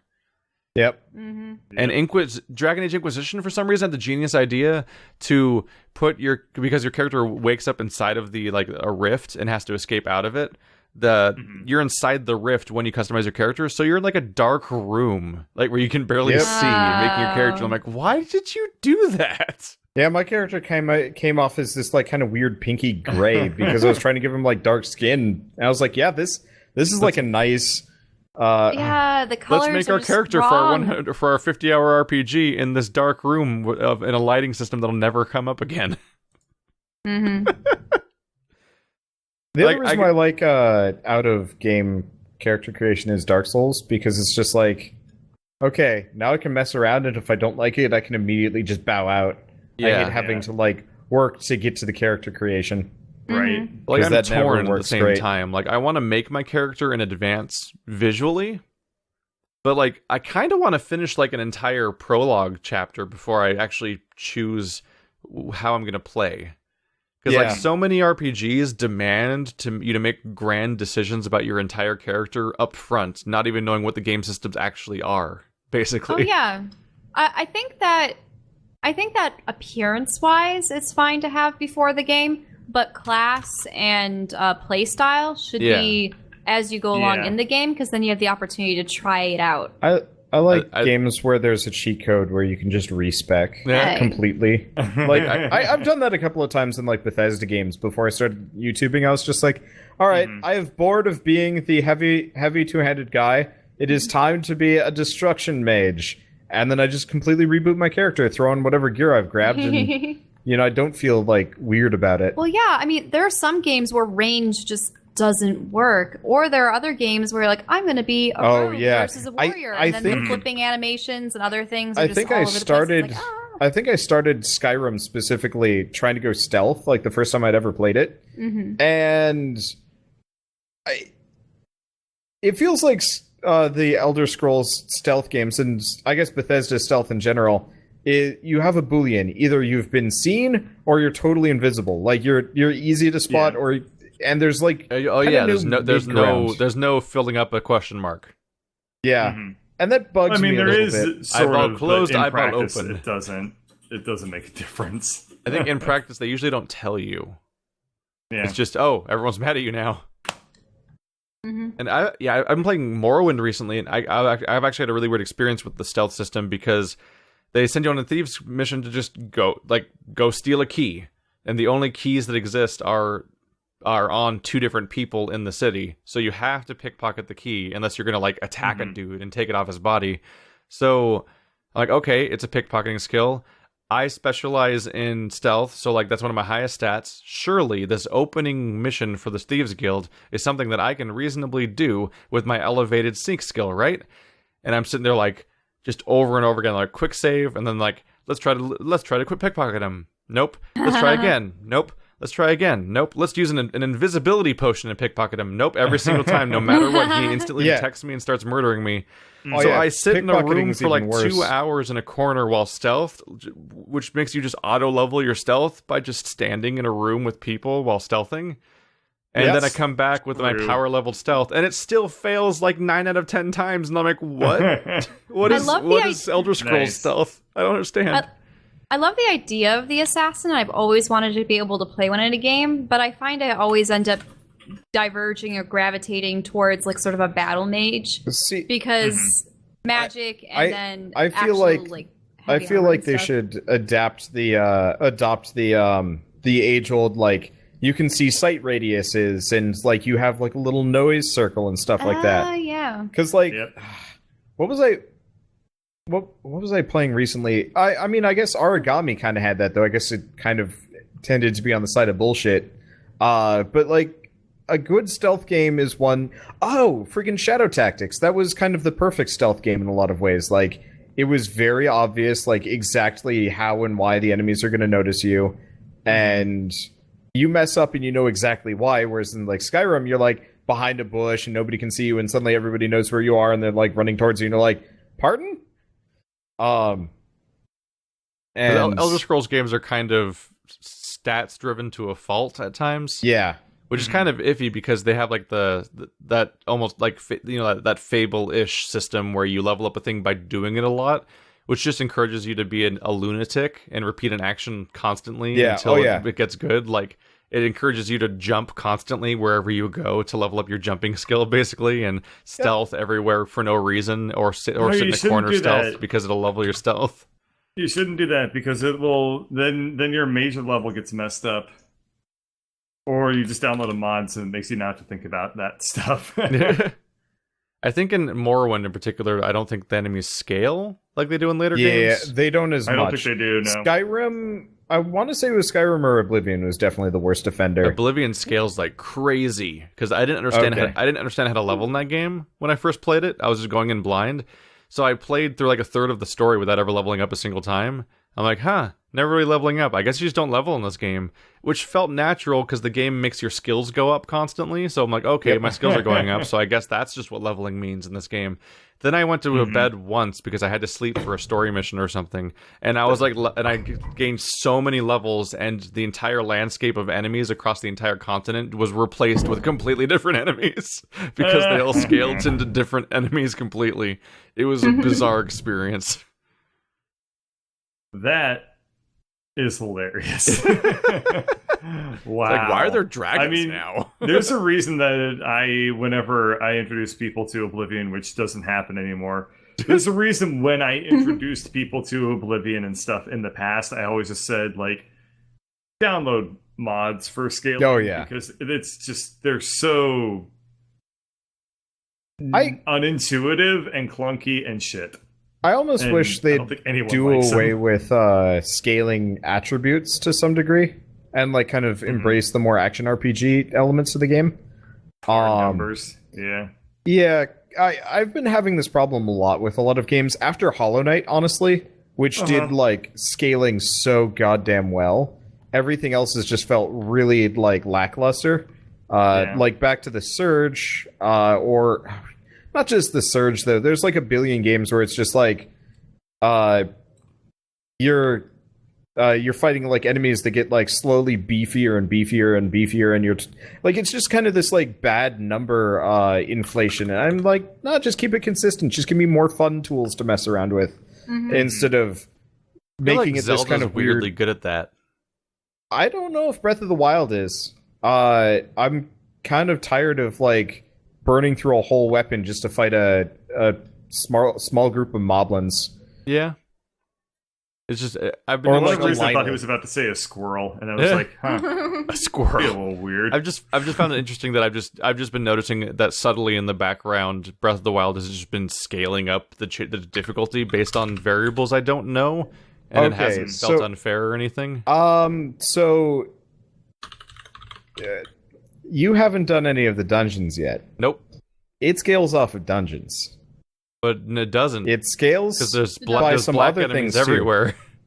So, what we did was we finished the first dungeon, and okay, a couple of harder enemies has started showing up. And then we did all the other dungeons in one night, and suddenly everything's like a white or a black enemy, and like blue enemies are refreshing, and like all the weapons now have like crazy bonuses, but I'm still like burning through them fast. And it's not terrible, but it's very noticeable that the highest determinator for like game scale is clearing the dungeons out. So when you do those, you're probably going to see like things uptick, but I think it caps out after a certain point, so you might not get it. You might actually have like kind of passive scaled it just by doing shrines and whatnot. Maybe, yeah, because I've done more than half the shrines, and I've done every tower, and I've like filled in the map and done so many little obscure things and picked up crazy loot, and who knows which things also scale difficulty, because it's never told to you. It just kind of happens, and suddenly like, oh, that Lionel has a white main now. Hi. Yeah. Well, I think Lionels actually don't scale. I think they're entirely based on location. Same thing with Taluses and a couple others. Oh yeah, because we ran into a Lionel early on and got creamed. Yes, we ran into, I think it was a black Lionel or something like that, and he one-shot us with a fireball. That was a surprise. Like on the topic the of only thing character I know creators, about Lionel is that he's a good singer. What were we gonna say? Oh God. On the topic of character creators, one of my biggest gripes with Western RPG is just in general is I think one of the reasons why, and people have found this generally, is like the warrior class or the soldier class, and it being in a shooter game that doesn't the version that has no special abilities and just hits stuff until it dies is almost always the most popular class of every single game. I never play those. I always play those. Like I can super see why it happens because of the fact that like every game has a completely different idea of how it wants to handle things like magic and how you make magic, how you cast magic, how available is magic, how effective is magic against different enemies, and like how useful is it in a fight? Do you need to rely on it purely, or can you like balance it different ways? How does it progress? Where do I need to go to get the reagents? Are there reagents? Like so many different things there's such a myriad of ways that it could go with the magic. And I find that in practice you can never tell in advance how a game's going to go. And that's because like no Western RPGs tend to have like a spellcasting sandbox where you can learn how it works and things like that. And so they're like, make your character blind, just do it from scratch here. You're going to have almost nothing at the beginning of the game like every other character. And then maybe if you play it for 10 hours, you'll know whether or not you want to be a spellcaster after choosing it 10 hours ago. Like it's real rough. I think Divinity Original Sin might have been the most, I guess, the worst offender of that. Because, like, by the end of the game, except for the fact that my character was unkillable, I was, like, super jealous of all your spells because they did not scale warriors up at all. Whereas, like, you're just like, it's time to cast crazy spells all over the place. Combo effect. I would literally be like, I'm going to make the entire room rain, and then I'm going to make the entire room fry. Yeah, I always play. And you're like, I'm gonna hit it with my sword. Well, eventually, I hoarded all of the consumables, so the grenades and whatnot. So you could just throw them instead of having spells. That helped a lot because it's just like Heath would cast a spell, and I'd cast the accompaniment like next up. So when we play that, if any of you guys pick a melee build, I'm disowning you. Yeah, this is why I think I'm seeing more and more like games. Especially in a post-Dark Souls world, you're seeing more and more games that are literally like, here's your character. He just exists. Yeah. Go put points into stuff. As opposed to giving you, like, classes to pick in advance. And then also we're seeing more games where you can just respec. Because, like... That's I mean, honestly... if a game doesn't have respecking, I'm super pissed off at it just by default. Like, it's interesting. I change my character build so often, like 2/3 into a game, if I get the choice. Because usually what I do, and this shouldn't surprise you if you know anything about me, is I do the dumbest kind of novelty thing up until it stops working entirely. And then it better let me respec, otherwise I'm never seeing the ending of the game when I hit that inevitable brick wall. Yeah. Yeah, It was like one thing. in Neo, I found that there's a giant bomb that was basically just a cluster of smaller bombs inside of it, and it's like the equivalent of throwing like a giant. It's like the equivalent of throwing a giant ball of fireworks at your enemy. And the moment That I knew it sounds funny. existed, I'm like, oh well, I have to specialize in this, and What were that you could gonna be say, real Shel? bad in some games. Oh, I was just gonna say how it seems as though MMOs specifically are guilty of the once you set yourself in a specific class, you can never change it. Though I know that Yeah. there's games like Final Fantasy Online. Do they call it Final Fantasy 14? I mean, there's the Yeah. Diablo 2 experience of, oh, did you misclick on a skill? Time to make a new character. Yeah. Right, where Final Fantasy 14, Mhm. I think you can actually acquire all the classes in the game so long as you continue to put points into each and every Mhm. single one. And so technically, you really only need to make one character to experience everything if you really wanted to. Whereas in Yeah. other MMOs, you have to Especially level. if it's an MMO, I kind of want that to be the experience. I mean, Oh, yeah. don't I really think in a want single that player hard game in in an just such a particular- pain in the ass. I think in a Mhm. single player game that has like like a story driven game, I think it's Mhm. especially important to let the player respec and keep that option available, because if they're 20 It's hours about the into a story, a lot of players would rather either quit or like tough it out with the spec they're not having fun with than go through the effort of getting to a different spec that they'd have fun with, because Yep. they'd have to start the whole story over, and that's Mhm. so much of playing the same levels again when you're not Mhm. when that's not what you're going for.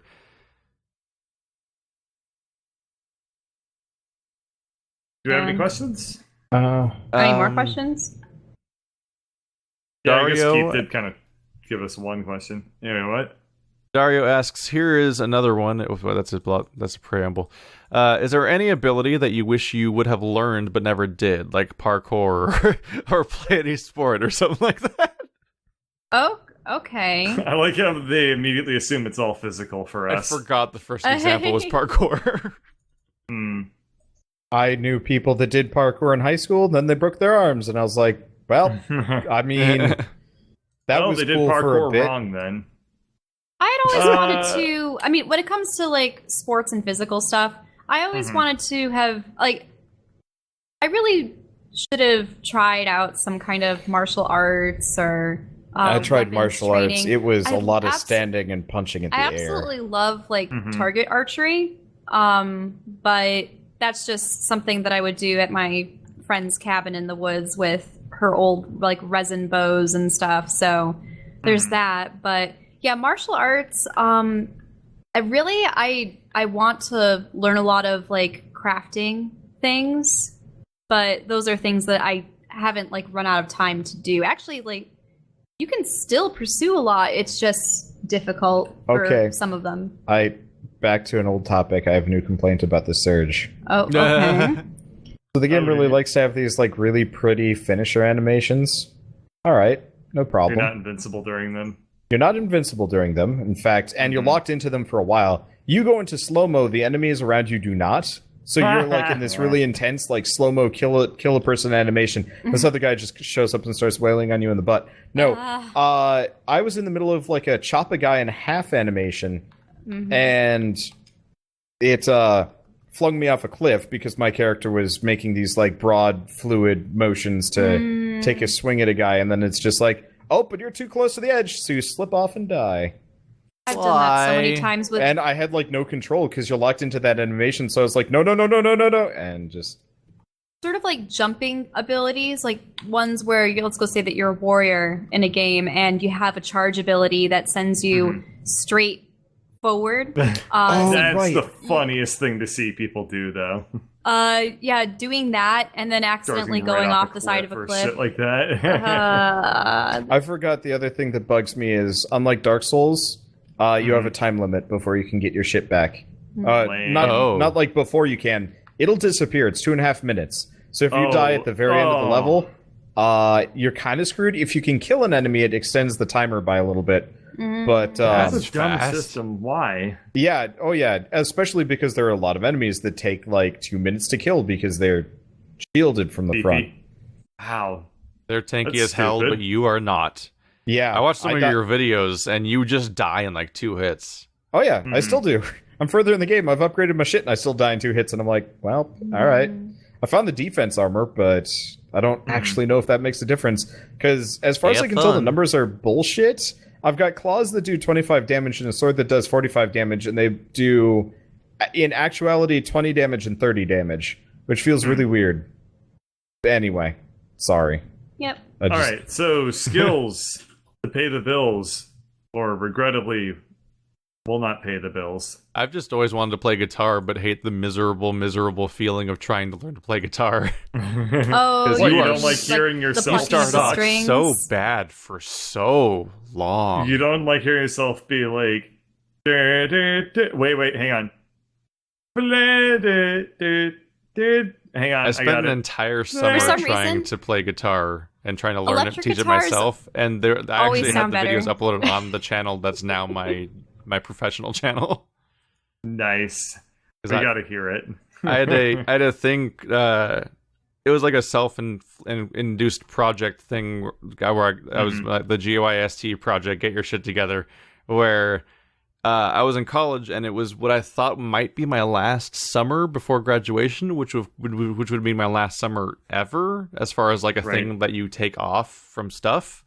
Right. So I was like, okay, I'm going to take this time I'm going to exercise every day, and I'm going to lose weight, and I'm going to practice guitar every day, and I'm going to produce some kind of digital artwork every single day, and I'm going to make progress in all three of these things. And man, those that guitar progress sure as hell didn't go much of anywhere at all. Playing the guitar is so difficult that if there weren't people that already knew how to play the guitar, I would assume it was impossible to actually play the guitar. But the people could do it, so I must be wrong. But I don't know how they do it. Yeah. I played the guitar a little bit, and I can't anymore because I played it so much, I injured my left hand. And now if I ever, it only hurts when I play the guitar. And it has to do with, the way I How you extend my hold it. pinky out, basically. Yeah. No other activity does that sort of movement with my hands. So I would assume it'd be only comes up when I play guitar.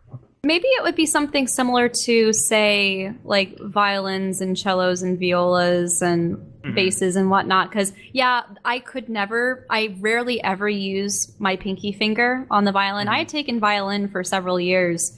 But for some reason, I don't know if I just didn't have the strength in it, but I would never like to use. And they say, "Oh, but you don't want to just play an open string. You have to use the fourth finger to get up to the A versus the D." And I'm like, in any case, when I was actually visiting home, my family wanted me to play some violin. So I tried doing it, and because I haven't played in so long, the calluses are gone. Right. And it feels like it hurts. it hurts a lot. Yeah, because for all intents and purposes, the wire strings are probably, not like piercing your flesh, but they're pushing your flesh in enough that you might be starting to get close to the bone and whatnot. And yeah, pretty much. No, it doesn't make you bleed or anything like that, but it just hurts because it's a lot of pressure. What were we going to say, Wander? I was going to say in the same vein, I want to know how to make music. Just, not synthesizer, but I got Fruity Loops or something. Get a MIDI controller for us. Me? No, Shell wants me to buy a MIDI controller. It has to be, a So nice she can piano use it. one. She wanted me to get us a Cintiq by us. She's the one that uses it. I love my Cintiq. God, I've still got these videos up from May through August of 2011, where I'm trying to place Where Is My Mind and Blue Monday and Eat the Rich and shit. That's hilarious. I really want to see those. They were these weird shitty vlogs where I would try to play shitty guitar, and then they would just show digital art that I had made that week, basically. And then in the middle of that, there's randomly a video of me playing Trine with my brother, and that was the first. I tried that too. That's the first Let's Play that I ever uploaded. And That's then hilarious. And approximately 4 months later, I would start doing sad games with Andrew. Hilarious. It's the weird wrong thing came out of that summer, basically. I technically Wonder, if you figured wanna my learn how to life make out that music- summer. If you want to learn how to make music, there's a ton of different paths. But I know you don't have time, so that kind of ends up being a big linchpin. Maybe I will, maybe I won't. I mean, part of it is like I'm taking a little bit more of a relaxed approach to content generation, which is just like, well, I don't like this game. Die. Bye. All right. Yeah. So Die, like, hate game. God, Die. there's a. Did you guys probably didn't see the marketing for the like old school shooter roguelike that came out this past week called. Things have I've gone. already Things have gone too far. When my response to that statement is which one? Yeah, that's a fair point.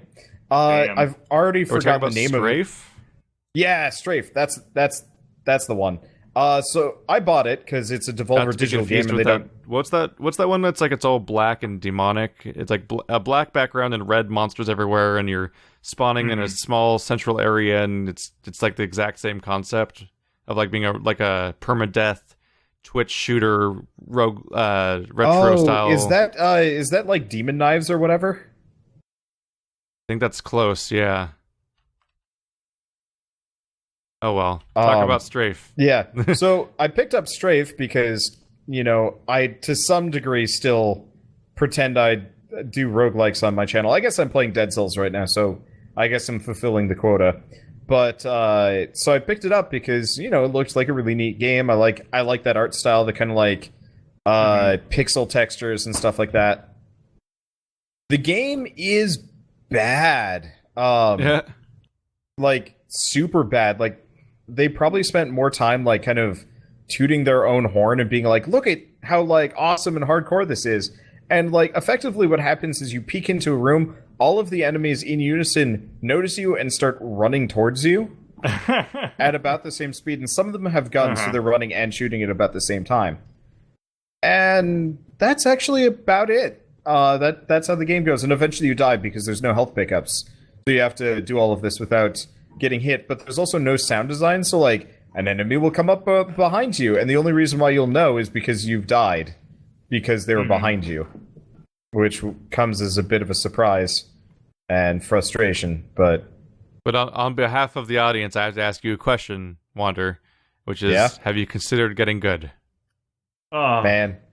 So I actually I was the reviews are mixed to bad so far. I was gonna say usually when that happens, I then look at the reviews to see if you're crazy or not, basically. Yeah, to see if like I have enough of a public opinion backing me up to get away with not playing the game or shitting all over it. And eventually I was just like, this isn't even worth putting the video up because I like fell through the world and got stuck in a room and I'm like, this is bullshit. I'm really glad I was complaining about Consensus the isn't game. even good enough. Consensus doesn't stop people from getting mad at me whenever I talk shit about the Ghost in the Shell movie, Animagative Memories, or Technomancer. Like it's like, I'm the crazy one. Wait, people gave you shit for not liking the Technomancer? Yep. That's hilarious. They'll get that all the time. Oh. I'm glad that Wander's no longer playing, what was it, Rain World? Oh, yeah. His screams and lamentations at all hours of the night really Shell was pissed me just off. stressed by that game. Yes.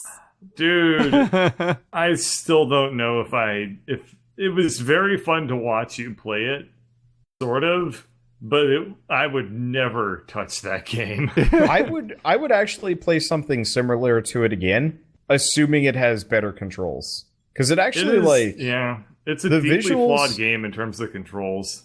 Yeah. But Because the visuals were good, the concepts were kind of interesting. The idea of like being almost completely helpless until well, I guess I could fight back. I did kill a couple of things along the way. It was hit and miss. Yeah, and usually then I just the glitch. Oh, that was pretty glorious when he got eaten by two lizards at the same time. What? yeah, it fired me off into the universe. That was awesome. That was special. That was a I was a really beautiful glad kind that of special. I saw that moment live. I would have quit that game as soon as I realized that it was starting to traumatize me. I probably would have quit after I realized after I got bit by the karma system the first time. I probably would have quit. That's the one unfortunate part about being really relaxed with my content. If I have a series that's doing really well, I'm like, maybe you have I should to push through. Maybe I should Have to push through and just persevere. try it. So yeah, like that's part of the reason why I'm still playing the Surge, even though like I don't hate it. It's just like I could go either way. At this point, I've mastered the shitty bridge that I hated. Mainly, I found the shortcut that bypasses the bridge. So, Ooh. Oh yeah, aside from music, I also think animation's really cool. Animation Yeah. is. I mean, if you've got the art, the animation is just time consuming. Well, it depends on what Right. kind of animation. Like, I think that because I'm more of a painter than a flash animator, I'd be better served by. There's been a lot of like cutscenes and things done with like slightly moving paintings. Yeah. It's like After Effects, I think they call Like it. a motion comic, basically. Yeah, something like there's that. what are those called? Where only part of it moves and part of it stays completely still. God, Well- there's a special name for it. I don't know, but there are ones where like you you can go have look that up in the background while I'm continuing to look up the shooter I was talking about. there are things like, let's go say that you have a mage lady and she's standing there with her arms, and her arms might be like slightly Cinematograph. elevating up and down, and then like the balls that are like glowing like orbs of magic above her hands might sort of fade in and out, and maybe they have swirling things around them, and then like hair might be slightly moving but isn't doing a full animation, like that kind of stuff, because it's sort of a subtle way for fully painted pieces to have movement and some kind of animation. And they'd done that for, I think, like Guild Wars 2 for a while. They had cutscenes like that. And World of Warcraft had like in between like lore stuff before some of the expansions where they had paintings that moved. And I really like the aesthetic. Like, it's not something that you would use to show full actions, but definitely in a more like moving comic book feel. I Oh, guess, thank God. if The I game had I to- was thinking of was Devil Daggers. That was Yeah. bothering me. So I was close. I said Demon Dagger. You said demon Ah. knives. Oh, That's, It was like that's just far hilarious. enough off that I'm like, I can't extrapolate from these words. I guess if I had to answer that question, it's very interesting. Like it's a really interesting question in my opinion. Especially for somebody who already mastered everything. Well, okay.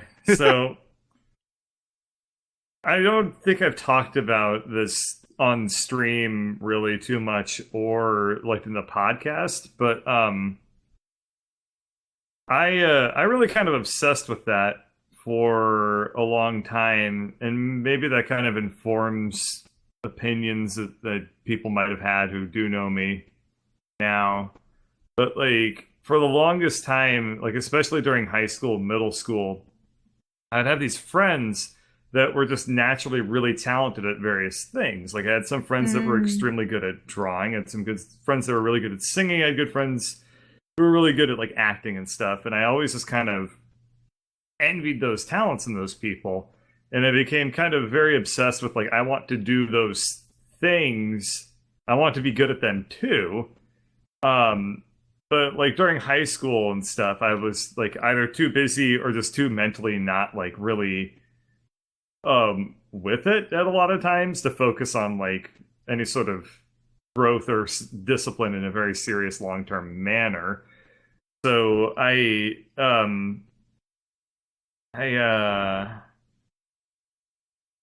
a lot of the things that I do are kind of informed by me like wanting to not feel that way anymore. When people ask me, like when you ask straight up that question, like really cuts to the heart of it, of like, is there something you wish you were good at? Like, And the answer I is take yes. I take actions every single day so that I can kind of answer that question by saying like, yes, and here's what I'm doing to make that happen. And you yeah. can point to pretty much anything that I do in my life, and you can trace it back to me doing it as a result of that question. I mean, it's why I'm a programmer, was because I didn't want to be bad at mathematics, because I had friends that were good at mathematics. So I got really good at mathematics one day, and then I just kind of like kept I get the going with feeling it. when you have kids, you're gonna like delegate different skills that you can't master to them. No, Bird it's Jr., interesting. I need you Yeah. to master the hacky sack. But then- why, and- father? You just make I'm a bunch building of up to a kids to bigger learn new point. skills, and then you silo them all back in. Yeah. Isn't there a Titan that does that? I'm forgetting. Wait. You mean who are you referring to? Kronos. Well, Kronos Yeah. swallowed his children, Yeah. but he didn't acquire their abilities. Oh. He just wanted to prevent Oh. them from overthrowing him. That's not. That's- you know what? that's not- That's those acceptable. are rookie Well, numbers. it might be buried in one I'm older. We'll see. But anyway, so I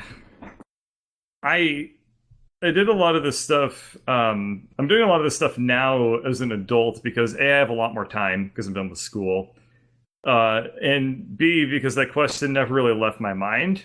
So, like, to give you a glimpse into what an average day for me is like, is after I come home from work, I usually practice the piano for an hour, then I sing for an hour, then I stream for 2 hours. After that, I draw for an hour, and then I usually study mathematics or do some programming or continue to draw for the rest of the night. I do that every single day. And then on the weekends, I do that too. I just do it earlier in the day because I don't go to work. And I guess I'm at a point in life where I don't feel like there's anything more that I want to do. Like, it's a really interesting feeling for me because I've always been kind of chasing, like, I really wish I was good at this, but I'm not good at it, and I don't have the time to get good at it.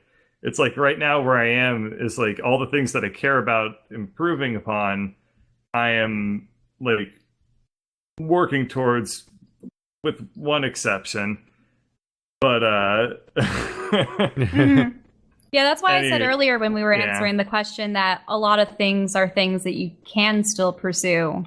Like even Yeah. now, it's like there are a couple things I missed out on, like skiing. Mhm. I just cannot pull myself up on skis. Mhm. Like not ice skiing. I can ski. Water skiing. Water Oh. skiing. Never That's I mind. guess what I I'm just very lucky then because like Water I skiing's too much don't- work and setup. Yeah, that's where I am. I was like, I went tubing with Shell's family, and That's I a was whole just like, production to go water skiing. yeah. Mhm. So I went tubing with him, and by the end of it, my arms were like dead tired, and I was uncomfortable because I'm too big for the tube, so my legs have been slapping against the water and just shit like that. My trapezius muscles got Oh yeah. murdered Yeah. by trying to get up on So the Shell has skis. like this big long giraffe neck, Hey. Oh, and jeez. Commander Shepard, is that you?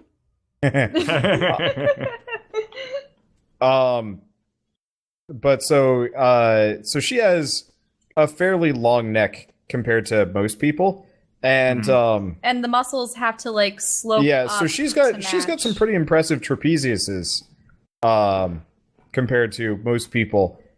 They were like, she looked, if you just looked at her neck, it would have looked like she was like lifting extra weights or something. It was bizarre.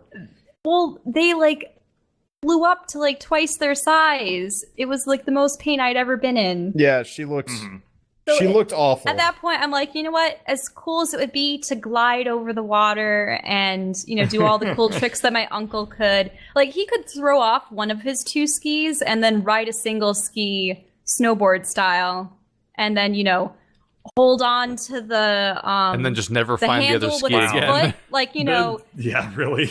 yeah, he would like lift up a foot and put the bar on the foot so that, you know, he's like, you know, look, Ma, no hands kind of thing. And it was just like, for goodness sake, it was always so awesome. And it was always so awesome watching him like going back and forth over the wake and stuff. But no, I could only do. We used to get one of those big flat inner tubes that's like it looks like a shoe sole or something, and we put like 3 kids on it, and then my dad would drive so fast that it would sometimes fly. Flip over. Yeah. Like it would lift off the water and just float for a bit at a time. And if somebody fell off the inner tube, they would basically skip like a stone. That hurts. That hurts so much. I actually developed a method of steering where I would literally, I would just jam the heel of one of my feet deep into the water behind me because my uncle liked to send us over the wakes, but if you're outside of the wake, getting back into it flips you.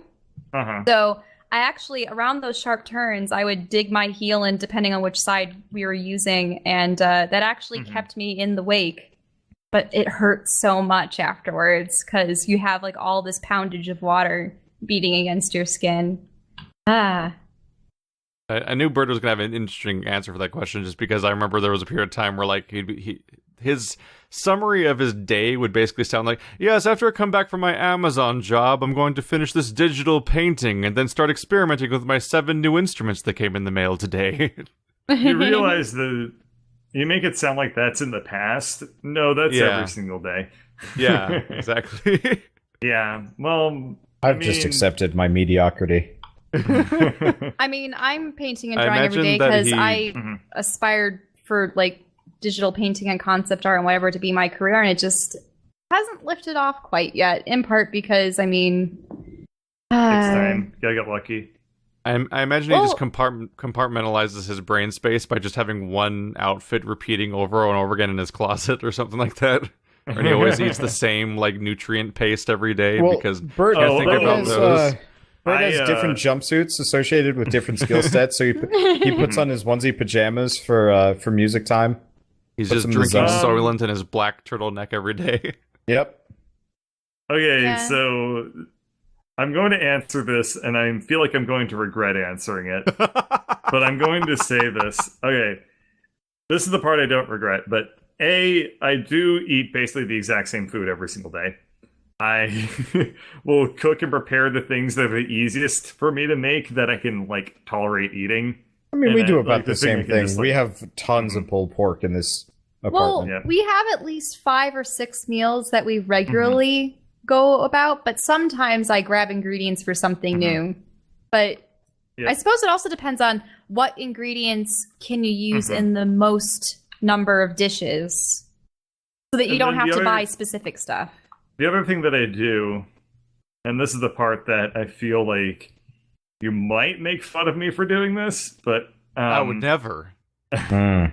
So I tend to be very ritualistic about certain things, and that I'm being extremely literal in that, like, when I go to play the piano, before I even play a note, I like will in my head like apply the think face of like paint. mantras. No, but like whenever I finish playing the piano, like I close the piano and I like thank it, and like stuff like that. Like I do a lot of like small ceremonial things to like compartmentalize and like help like end tasks in my mind and like things like that. And it's super duper nerdy, and I don't think it makes any difference whatsoever. But your it's just something apartment that a I dojo? do. Huh? Is your apartment a dojo? Effectively, no. Like I do like a little like piano like ceremony, or like when I finish coding for the day, I like thank my keyboard for letting me type on it, and like just really imagine nerdy. that you finish recording with us, and you pick up your keyboard and you hand it over towards Ladybird, and you both bow, and then she takes it away. Well, puts it on like a clean towel. I do bow up my keyboard when I'm done playing it. Well, the thing about like developing rituals of that nature is it makes it easier for you to do the tasks again and again. I found that it does since help, I no honestly. longer have a definitive schedule, everything is so fluid. And there are some days where I record a lot with Wander. There are other days when I'm left to my own devices. There and are there's days so many I'll look things over to and I'm do. like, Shell, have you been on Twitter the whole day? And she's like, no. Part of it is Yes. I do like to see like what other artists are creating, and I've noticed lately that a lot of artists have been sharing their views on how they've been getting like crippling depression over comparing themselves to others. So And you're comparing your depression to their depression? Is that what you're saying? no, not really. Like the thing is, like you can approach it one of a couple different ways, and the best one obviously is, I can get better, and it's not necessarily a competition of you want to surpass someone. It's just that you can improve upon yourself. But I know that. Yeah, I've been drawing on my Cintiq every day for I guess probably about a month now, and like you improve. It's very, very slow, and you don't notice it until you notice it. I found that I improved a lot with the Cintiq, Mhm. but I think it wasn't necessarily because I had learned like new rendering techniques. I had been drawing since I was a young child, and Mhm. I was probably one of those people where it's like, oh, you're the best artist in the class kind of thing. And it had been like that Mhm. all my life. So Which it's usually interesting. amounts to you do art at all. Basically. Like When usually you're that usually the barometer for that is like you do any art period. That makes you the best Yep. one. If you're young. Well, I mean, there are a lot of my honestly, if friends you're an that drew adult too, if too. you just draw enough, you get better at it. Right. And I mean, obviously it was most definitely just Mhm. practice, practice, practice. But my teachers were, they're like, why is there this character on the corner of your homework sheet? Shame on you. And it's Mhm. like, boop, boop, boop, boop, boop. Like, Oh yeah, I got marked down once for drawing a portrait of my teacher on my math test. That's amazing. Fuck Stop him. He having was passions. terrible. We I need would you all love to be I was gray given drones. more points on tests. Actually, So my well, biology this is teacher loved flamingos, and I drew a nice and detailed flamingo on the back of my biology test because I had finished it this is sooner, and she gave me an extra point. this was the lawyer teacher that I complain about frequently. Aw, I Aw. see. I just remember when I used to use my tablet during that little like summer when I'm trying to get better at things, like I would just draw anything I found at some point because finding a subject was way harder than just doing stuff, and like picking a subject could be like an all day thing. So like I'd just be like, those are pants on a chair. I'm going to paint those today. There's something to be said for doing that, but on the same token, it helps to be more mindful. Like, first off, if you want to get better at drawing anything is better than not drawing. Yeah. But also, the flip side of that is like you improve faster in proportion, and this is a general art thing. The more mindful and the more focused your practice is, the more quicker you get better at it. But any sort of practice is better than none, usually. Unless you want to, like, let's say you want to practice singing, and you're like, okay, I'm going to practice singing, and you just go like, ha, for an hour. Then you're going to get really good at going ha on command, but you're not going to get better at singing. So that's what I'm saying. Like, Turns out there's money in that. I find I have a lot of specific goals for pieces that I create, and I always like having a couple to switch between because sometimes you get like image fatigue by looking at one thing for too long, and then it's like, okay, switch to a different flip project. Your canvas every 10 minutes, 15 minutes, or whatever. Well, that's because everyone has a natural tilt to That's like true. their drawing hand. But do you know what's so weird? What? I did that consistently with my Phoenix piece, which I had shared. And I decided, you know what? I wonder if it will still look weird even after all this, attention and care that I taken into making sure that it was, fairly similar one way and the other. I take the same image, image of its head. I flip it, but then I put the two of them side by side so you can see it flipped, and it still looks different. And it's like, this shouldn't be happening. And my aunt could see it too because she was over and she's like, wait, but those are the same thing flipped, and she could see it too. So I'm wondering, like, and I've noticed this when everything is same... relative to the things around it, right? Like, something's not going to look too weird until you give it something to compare against, and then it ends up like looking weird as a result. The other thing I've noticed, though, is that I can have the same image, like, twice over, side by side, and the one on the right will always have a different skew than the one on the left, and I can change the images. I can literally take them and flip them around, and it's always the same. Yep. So I Everything's wonder... relative. You don't have an eye defect. It's just how it works. But, she gets really we've gone upset over when she 2 notices hours, it. and Yes. I feel like we could talk about this for like another, like, easily a while. So we will. But we need to end.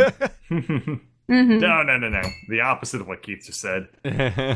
All right, so that was 4 nerds. We got through 2 questions. I think we have like 1 billion in our backlog. I think we got like very 3. sorry. I think. I don't know, but these were very good questions, so thank you for sending these ones in. Yes. Yeah. They were really cool.